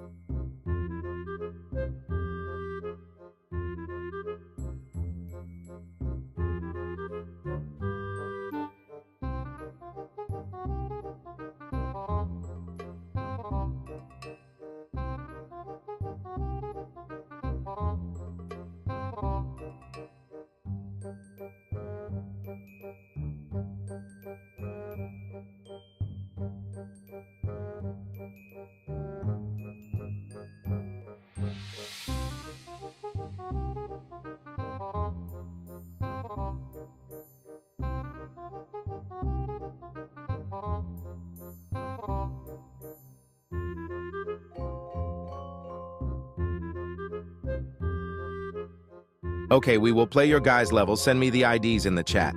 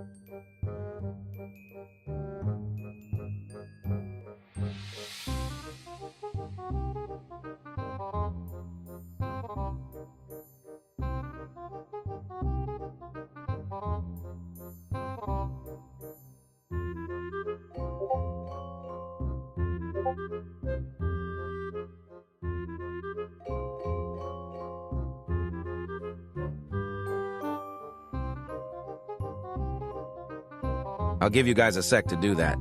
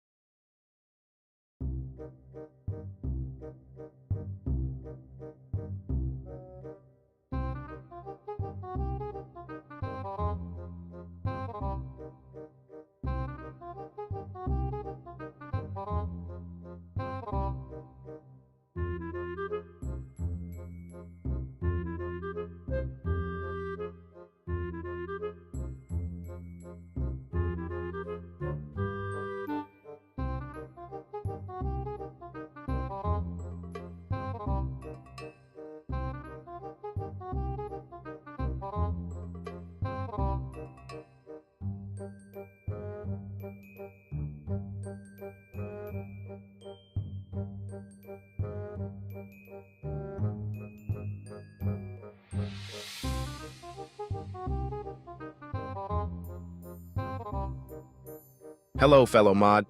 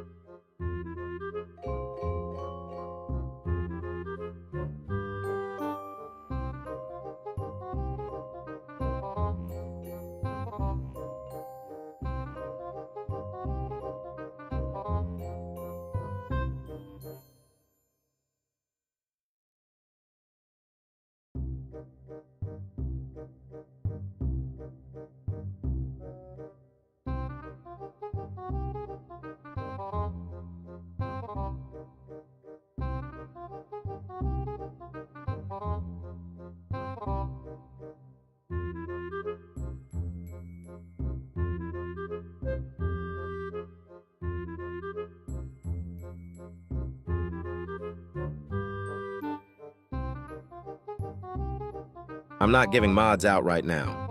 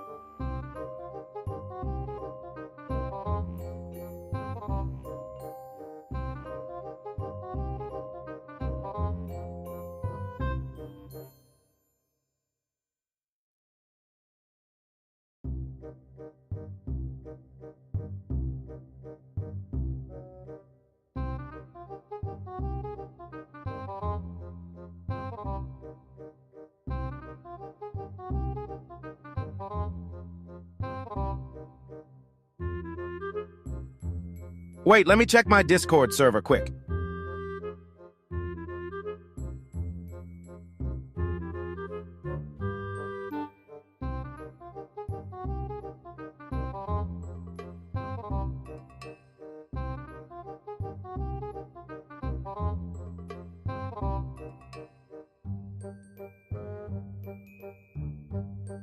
I'll ask them for level IDs.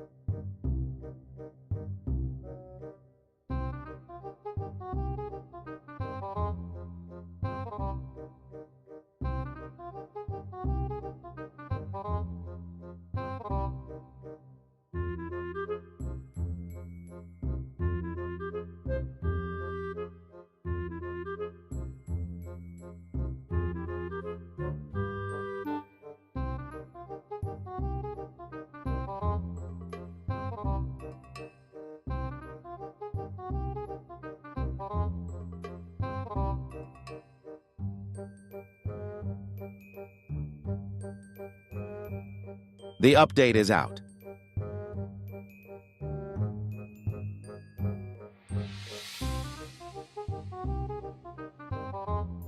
Is it?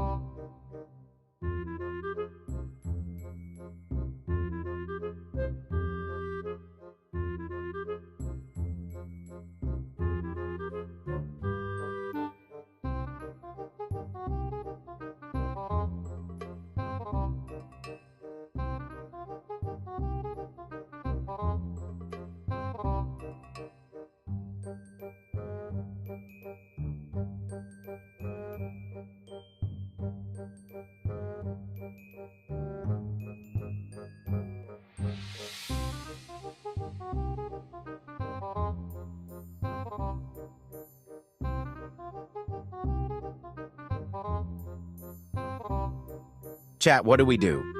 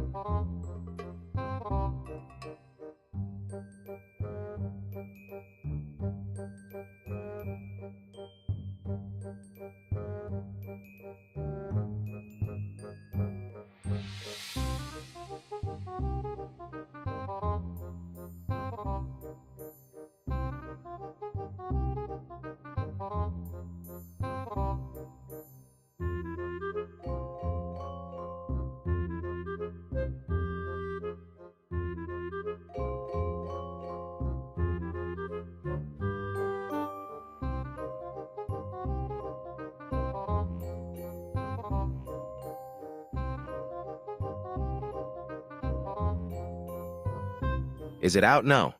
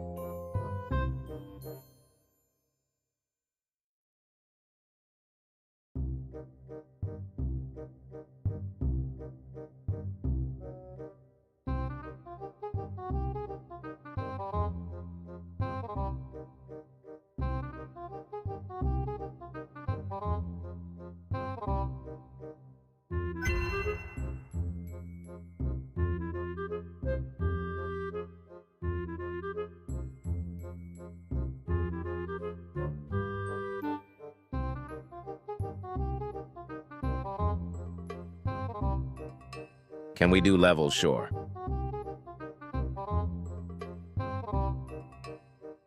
Send me IDs.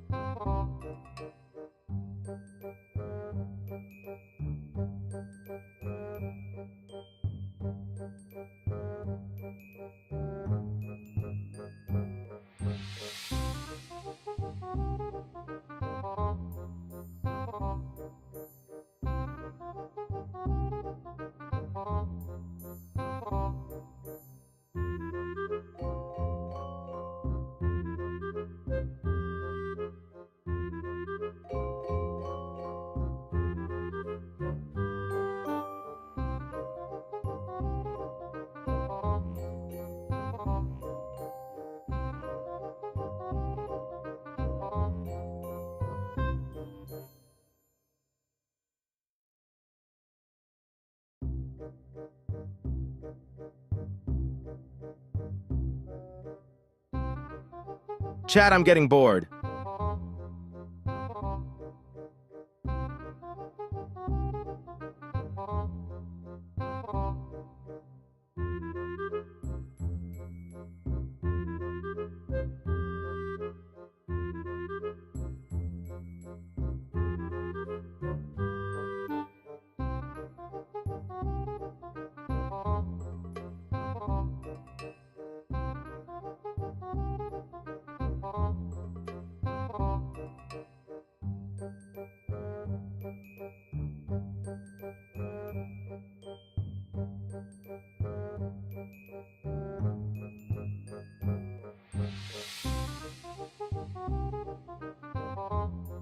Wait, chat, I'm gonna be AFK for a sec.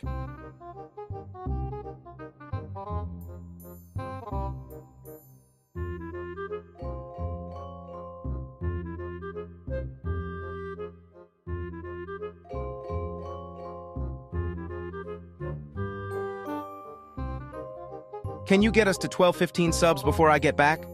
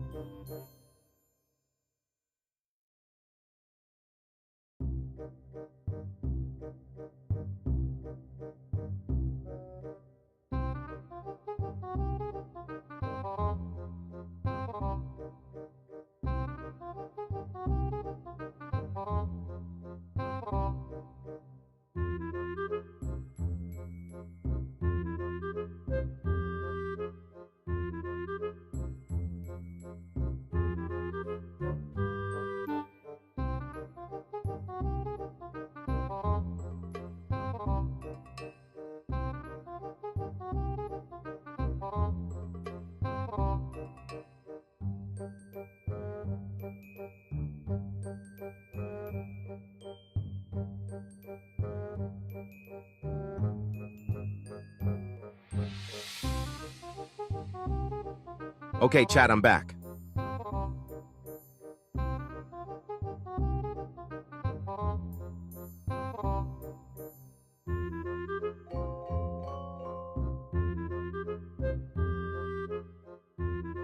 Is the update out?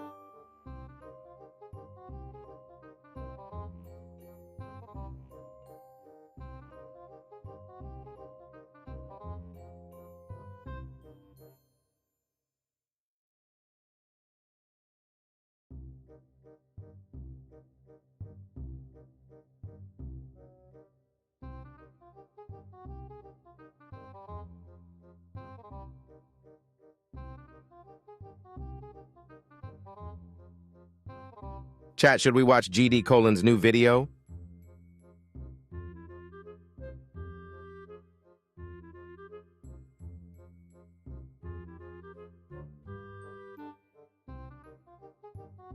I haven't watched it.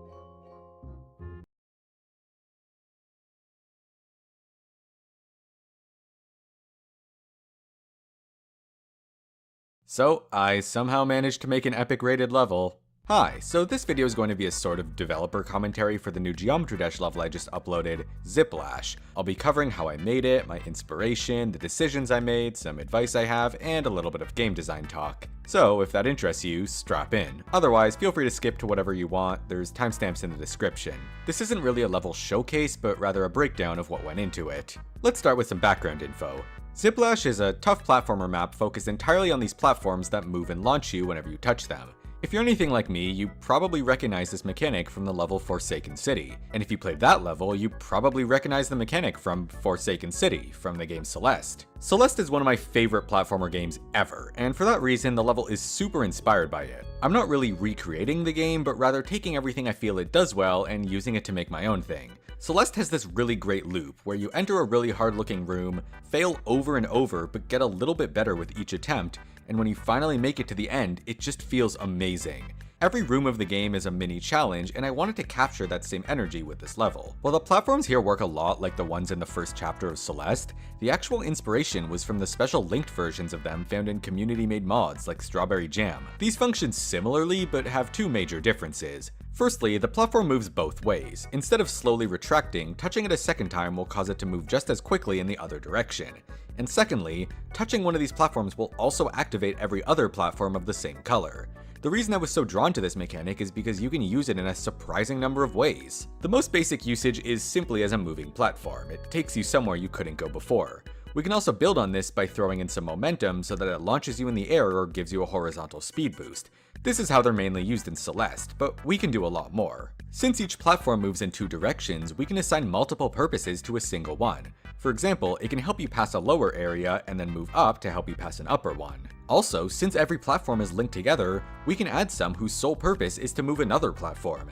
And what makes this so cool is that it's essentially a key door system. So, if there's anywhere in the level where you have to collect a key in order to open up a new path, you can just make that using the platforms instead. With these things in mind, I immediately got to work on building a level that uses these platforms in as many interesting ways as possible. Much like Celeste, I'm mostly focused on the speed and momentum side of things, and even though Geometry Dash doesn't have the best physics when it comes to that kind of stuff, I tried to make it as fair and consistent as possible. Internally, every time you touch a platform, it just moves all the ones of the same color using a bunch of move triggers. The platforms also reset in between room transitions, which is why there's no smooth camera slide. That and the fact that edge triggers just make it really annoying to pull off. Oh yeah, I should probably mention that in Celeste these platforms are known as zippers, and that's why the level is called Zip Lash, because they're zippers that whiplash you, I guess? That and the fact that it shares a name with the game Scott the Woz hates to the point that it's basically his generation retro. Alright, enough talk, let's get to the actual level. I would highly recommend playing it first because there's going to be a lot of pausing and slowing down while I go into way too much detail. So, the layout for this intro room was the first thing I made, and it's pretty rushed since I wanted to work on the more interesting rooms. But I knew going into this that I needed a safe spot to introduce the two core mechanics of the level, these dash orbs that boost you and the main platforms that I talked about earlier. You can't die in this room, and you won't be able to proceed until you've correctly utilized both these mechanics in their simplest form. One thing Celeste taught me is that a good mechanic doesn't need any text or tutorial to be understood. If you design the early stages in a way that forces the player to interact with it, generally you'll just learn everything through that. For example, in this second room, the only option you have is to hit this platform up top, which reveals that every platform in the level is linked. Then it's done a second time, but this time it's chained to a dash orb.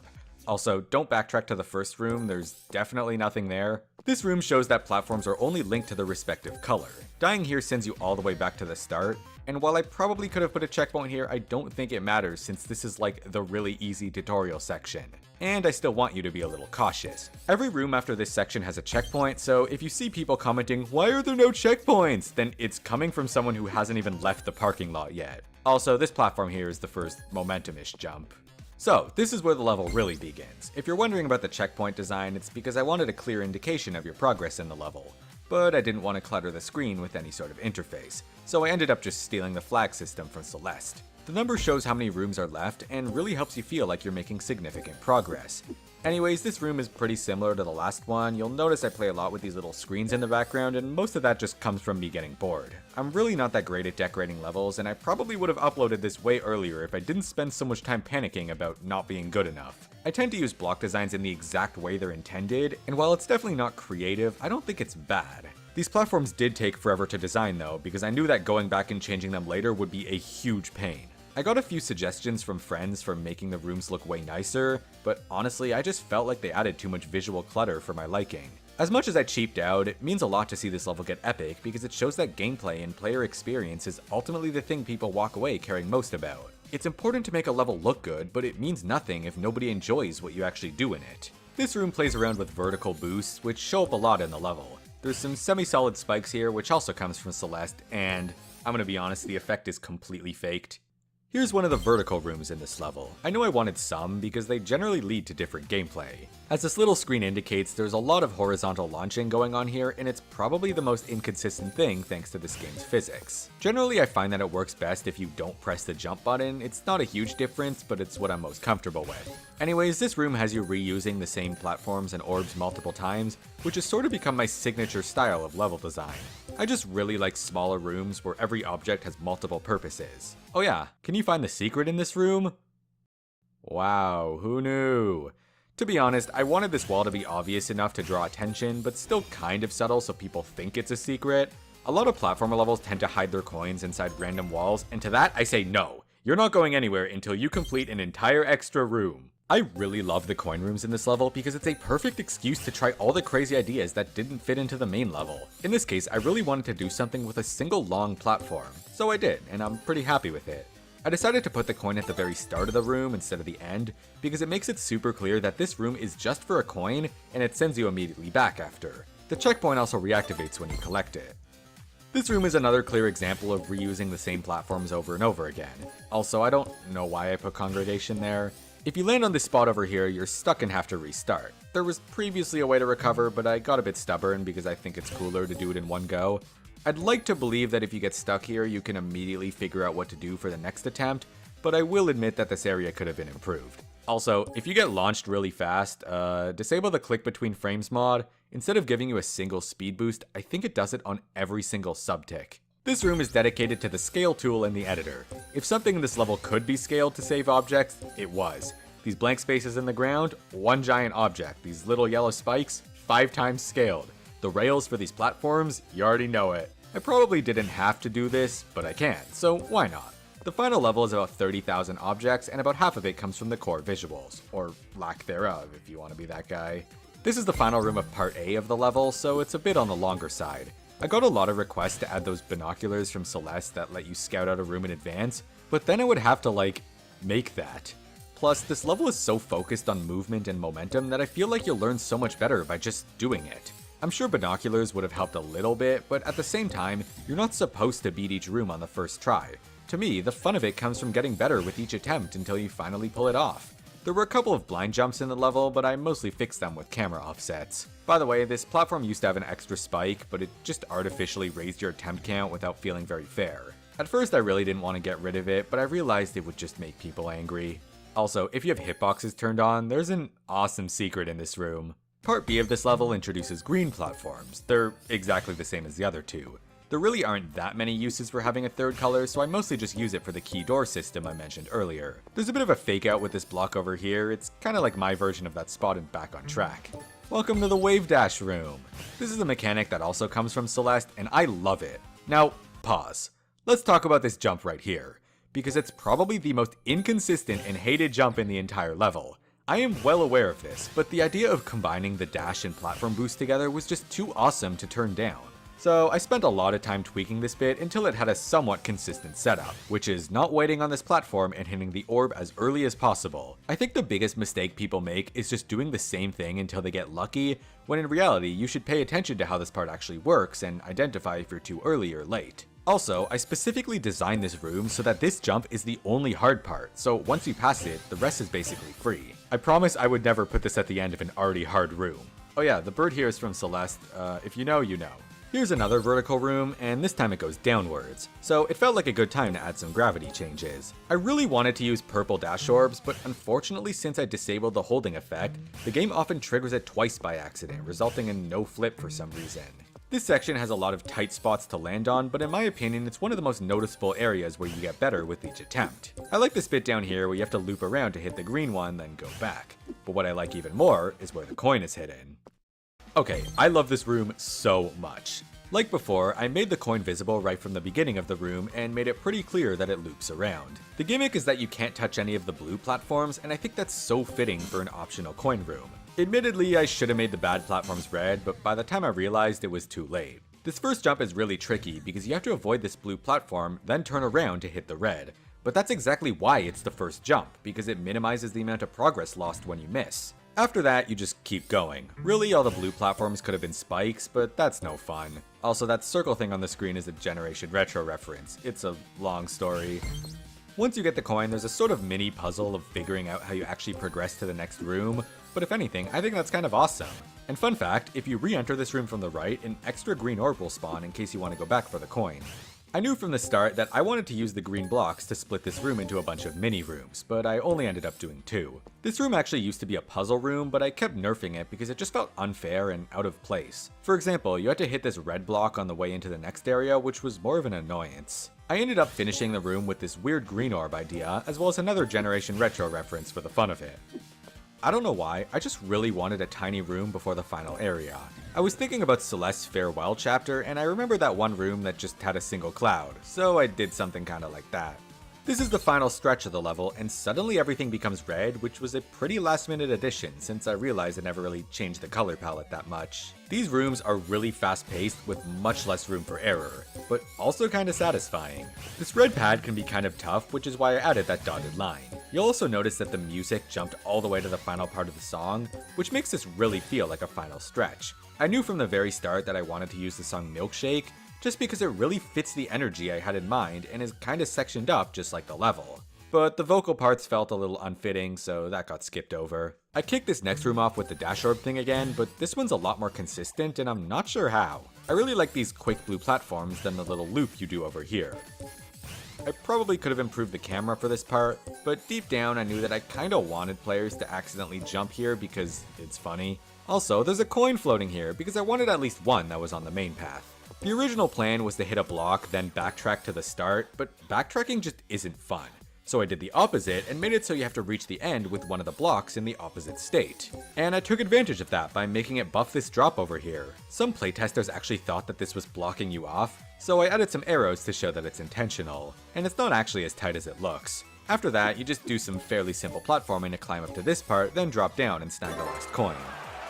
I wanted the final room to look long and scary, so I did that. I'm really happy with how the gameplay came out here, despite the fact that in the moment I was kinda just winging it. But there's a lot of really neat parts scattered across. It's a little hard to describe with words because not even I knew what I was doing. I just wanted it to be long, somewhat readable, and always make you feel like you're making progress with each attempt. I wasn't sure how to end the level, so I just settled on going up while the music fades out and the gravity decreases. And I added some stars to make it look less empty.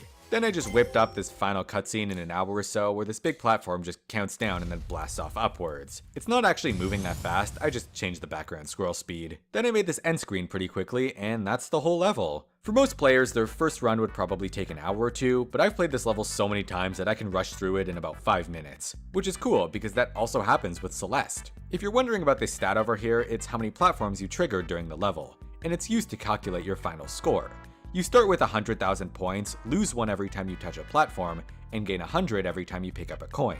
So if you want to go for a high score, touch as few platforms as possible. When I got playtesters for this level, I made sure that they all spanned different skill levels, and I was always with them in a call watching over their every move. And it was well worth it, because it helped me find a lot of issues that they never would have even thought to say out loud. Some parts that I thought were obvious turned out to be confusing to everyone else, and some parts that I thought were easy turned out to be really inconsistent, but I just had the muscle memory for it. Some people took forever to get the second coin, and others, Nepesta, got it in like 2 minutes. If you have the chance, always get someone to playtest your level. It makes a huge difference. Listen to all their feedback and decide what you need to fix and what's a skill issue. I know it already says it in the level, but I want to give a special thanks to Zalimano for being my sort of consultant for this level. They're very involved in the Celeste modding community and served as a great partner for just bouncing ideas off of.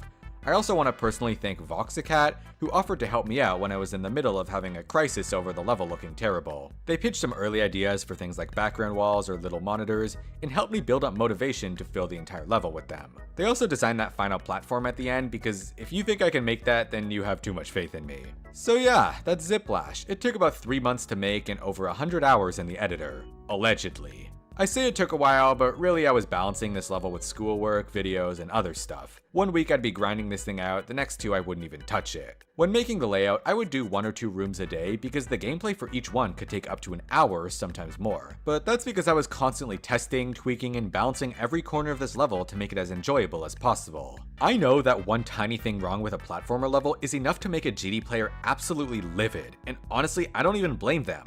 Platformer levels are a huge time commitment to play, and you want to make sure players are actually having fun, especially if they're already really deep into the level. Otherwise, it's unpleasant. But if you don't like a level, before you comment about how awful of a time you had, think about the level as a whole, as well as the vision the creator had, and try your best to be constructive. That being said, I felt very free making this level because I knew it was going to be a demon level. And that's great because then the community decides the difficulty. And with platformers in particular, they're usually graded harder than they actually are. Think of it like this, an insane level that's actually demon is miserable for most players, but a demon level that's actually insane leaves players walking away really happy with themselves. So when in doubt, overgrade a little bit. Anyways, thanks for watching. Hope you learned a thing or two. Big thanks to RobTop for recognizing my effort in giving this level epic, because I honestly thought it would just get a star rating. Also, real videos soon, I promise. So yeah, hope you liked the level, and if you didn't, that's valid too, but only if you say that the level blows. Decreases, and I added some stars to make it look less empty. Then I just whipped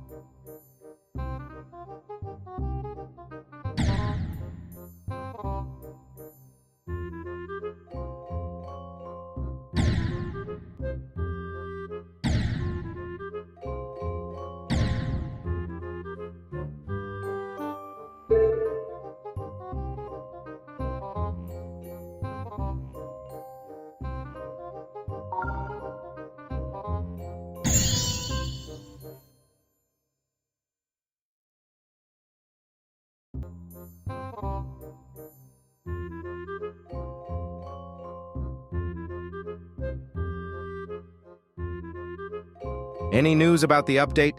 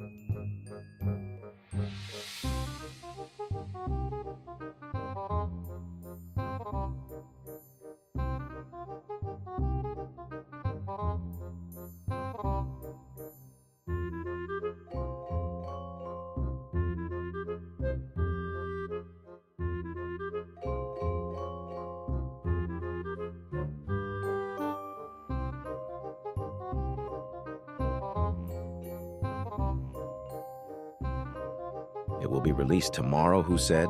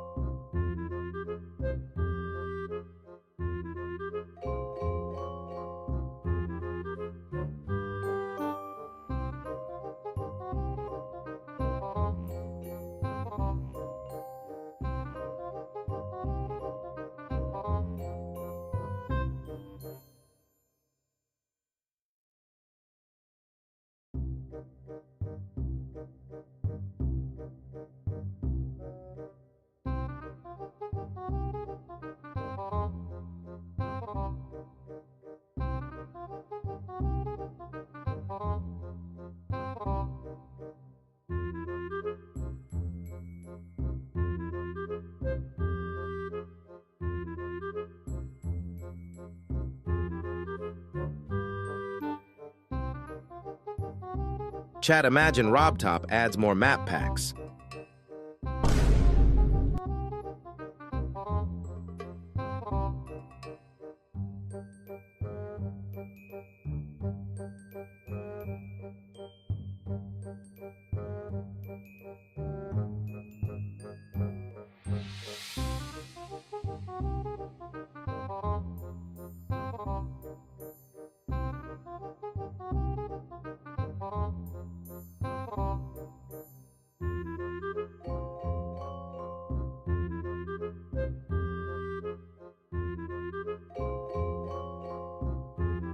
Chat, do you think we're getting any more leaks?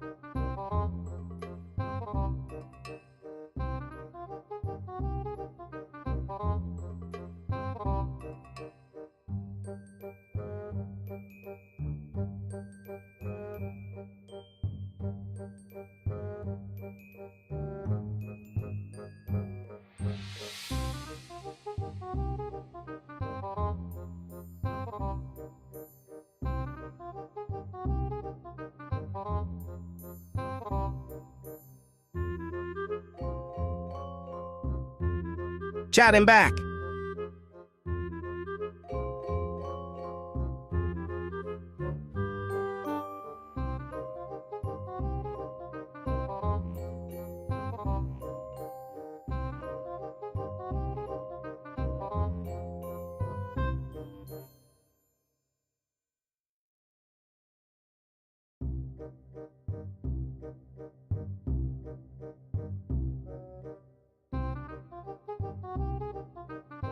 And thank you for 1,240 subs.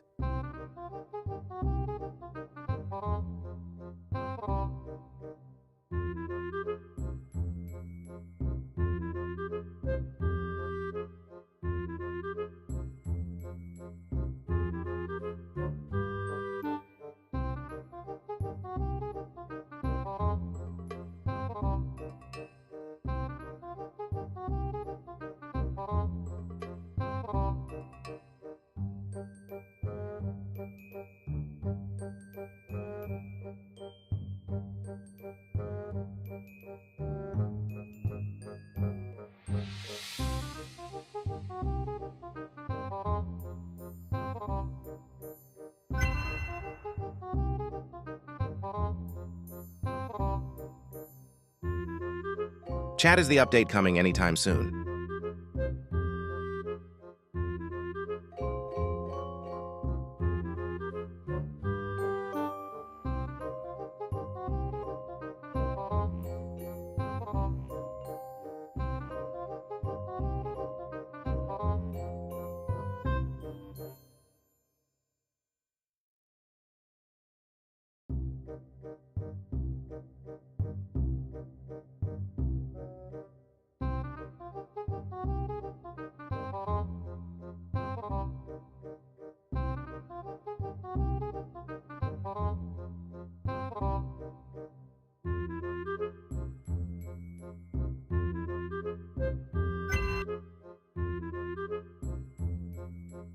Thank you everyone in the chat.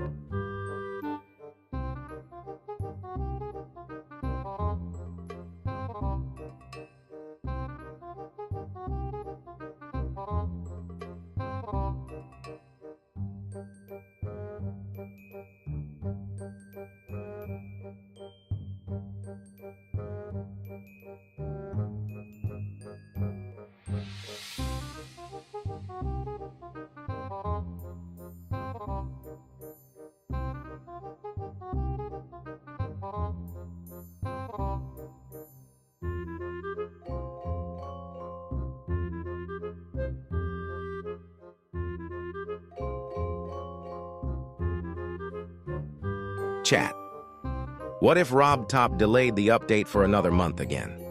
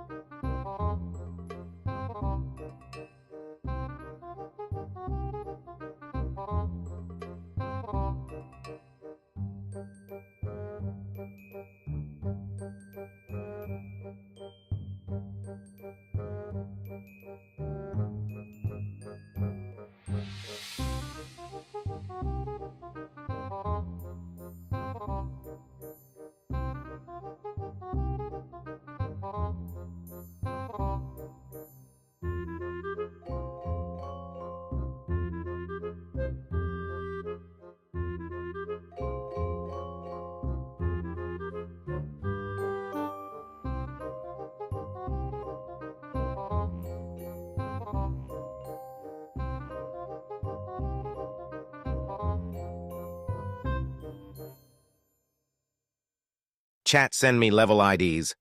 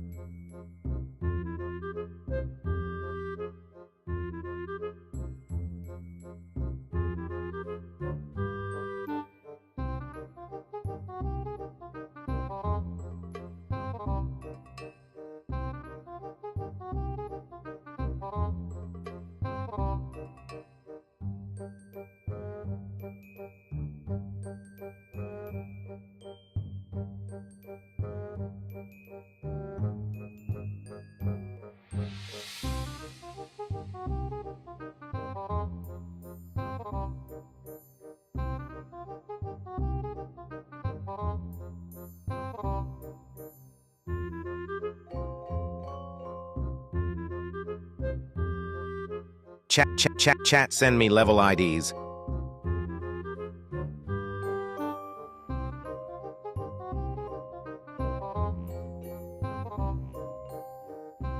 Oh, first ID in the chat.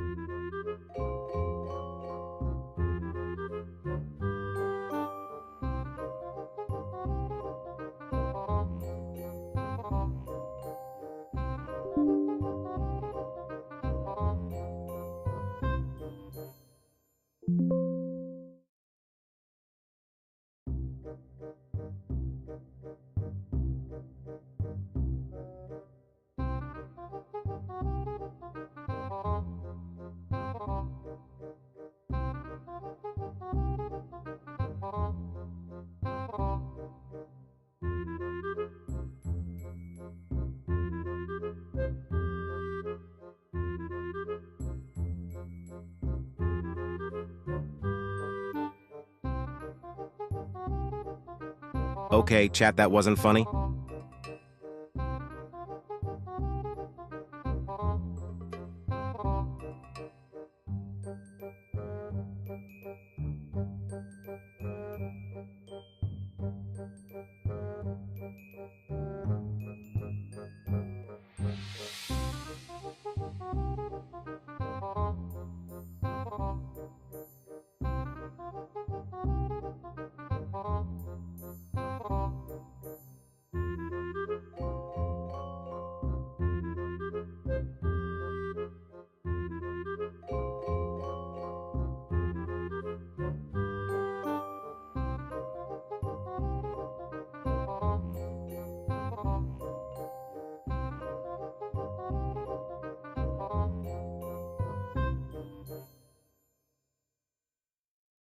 Who sent that?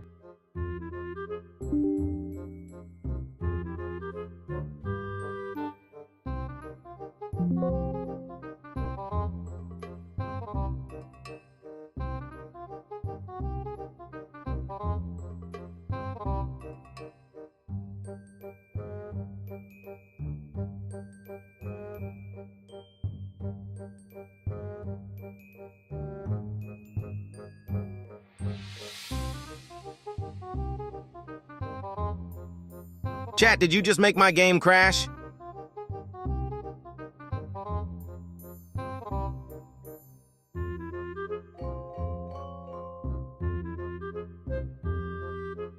That's it, who sent that level?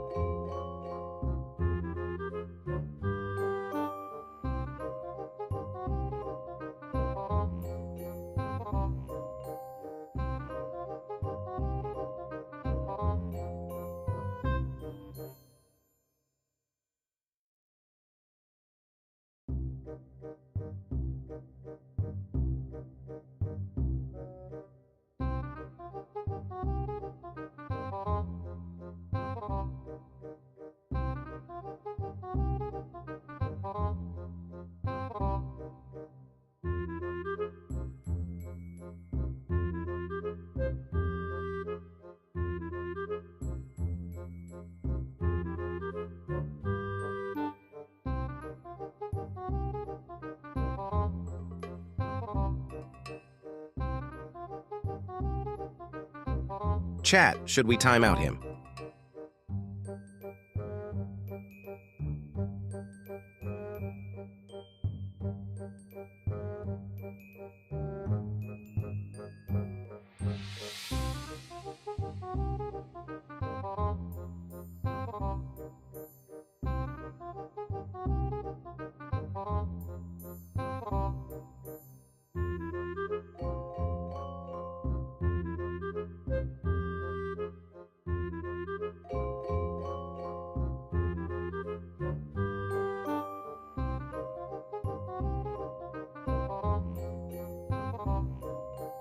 Nah, I'm joking. I don't mind jokes on this channel.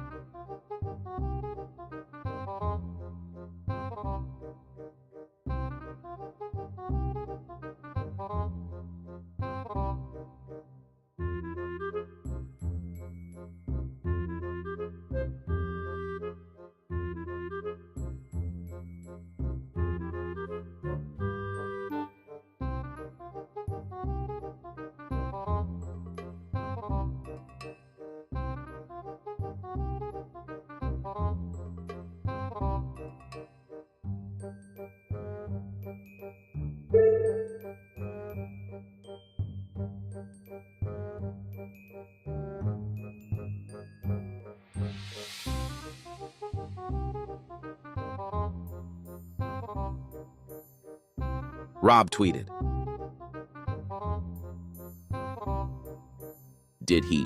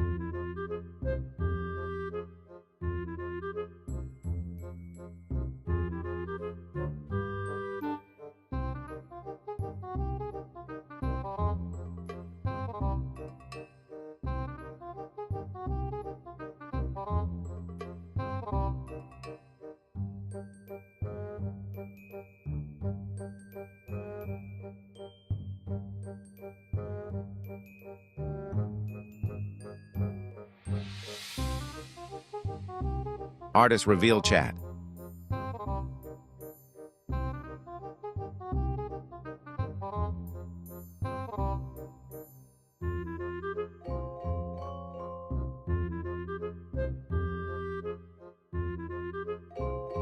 It's confirmed Rick Astley is coming to GD.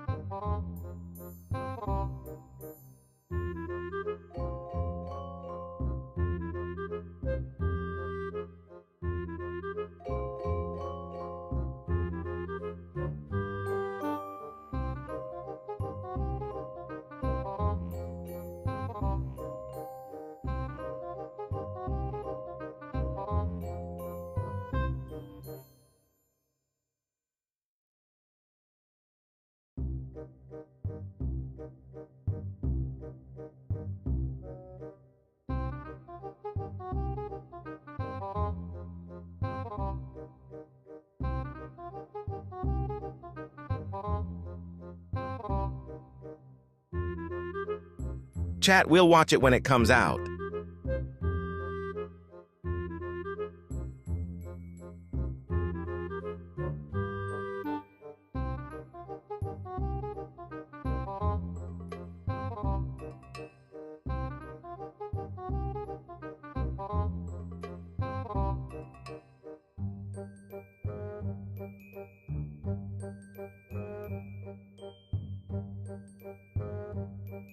Chat, send me level IDs.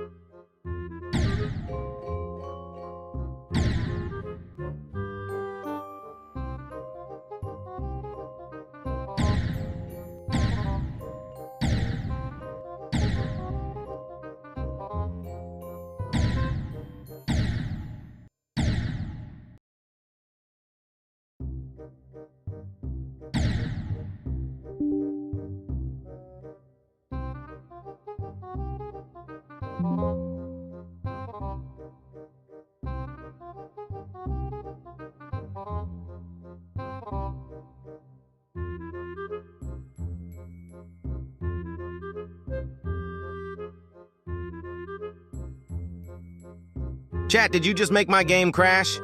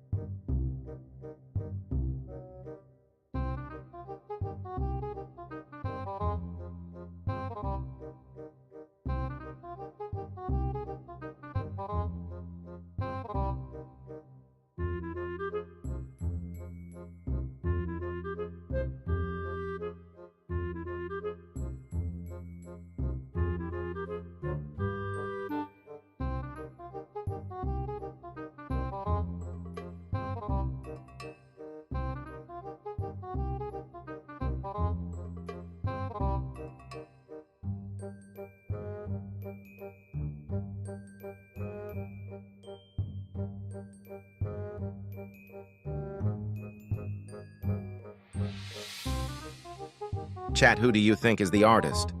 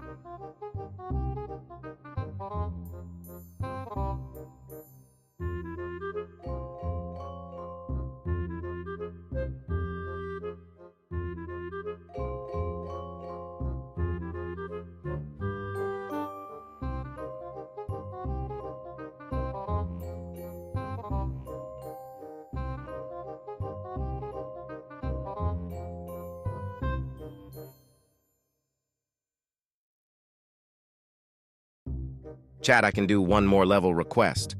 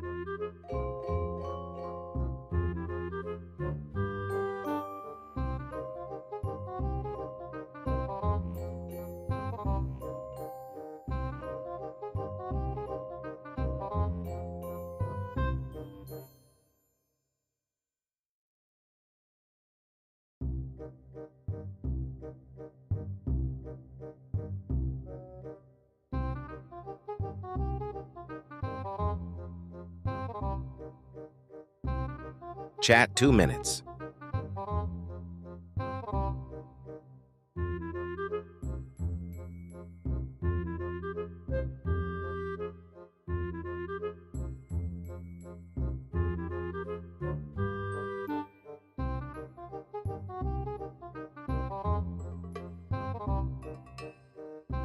$60 left.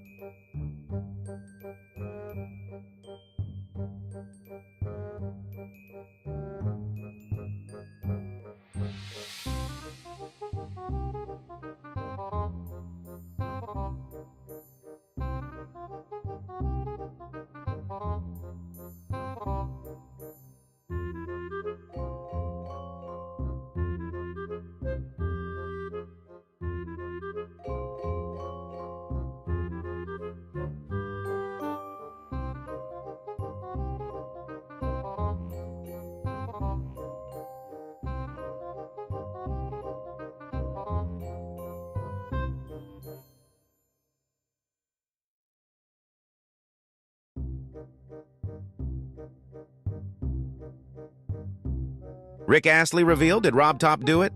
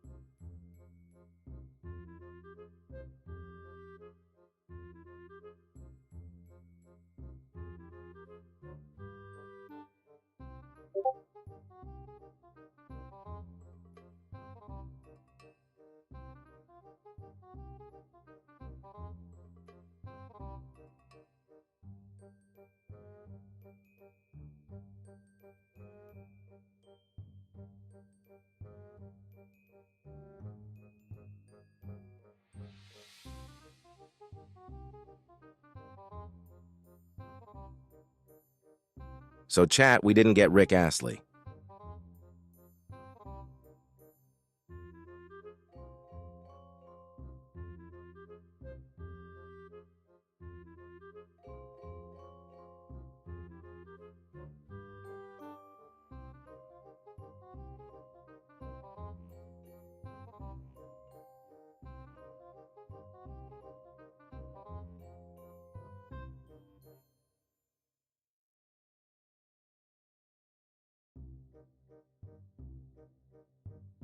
Anyway, chat, thanks for tuning in, but I need some rest, so I'm ending stream.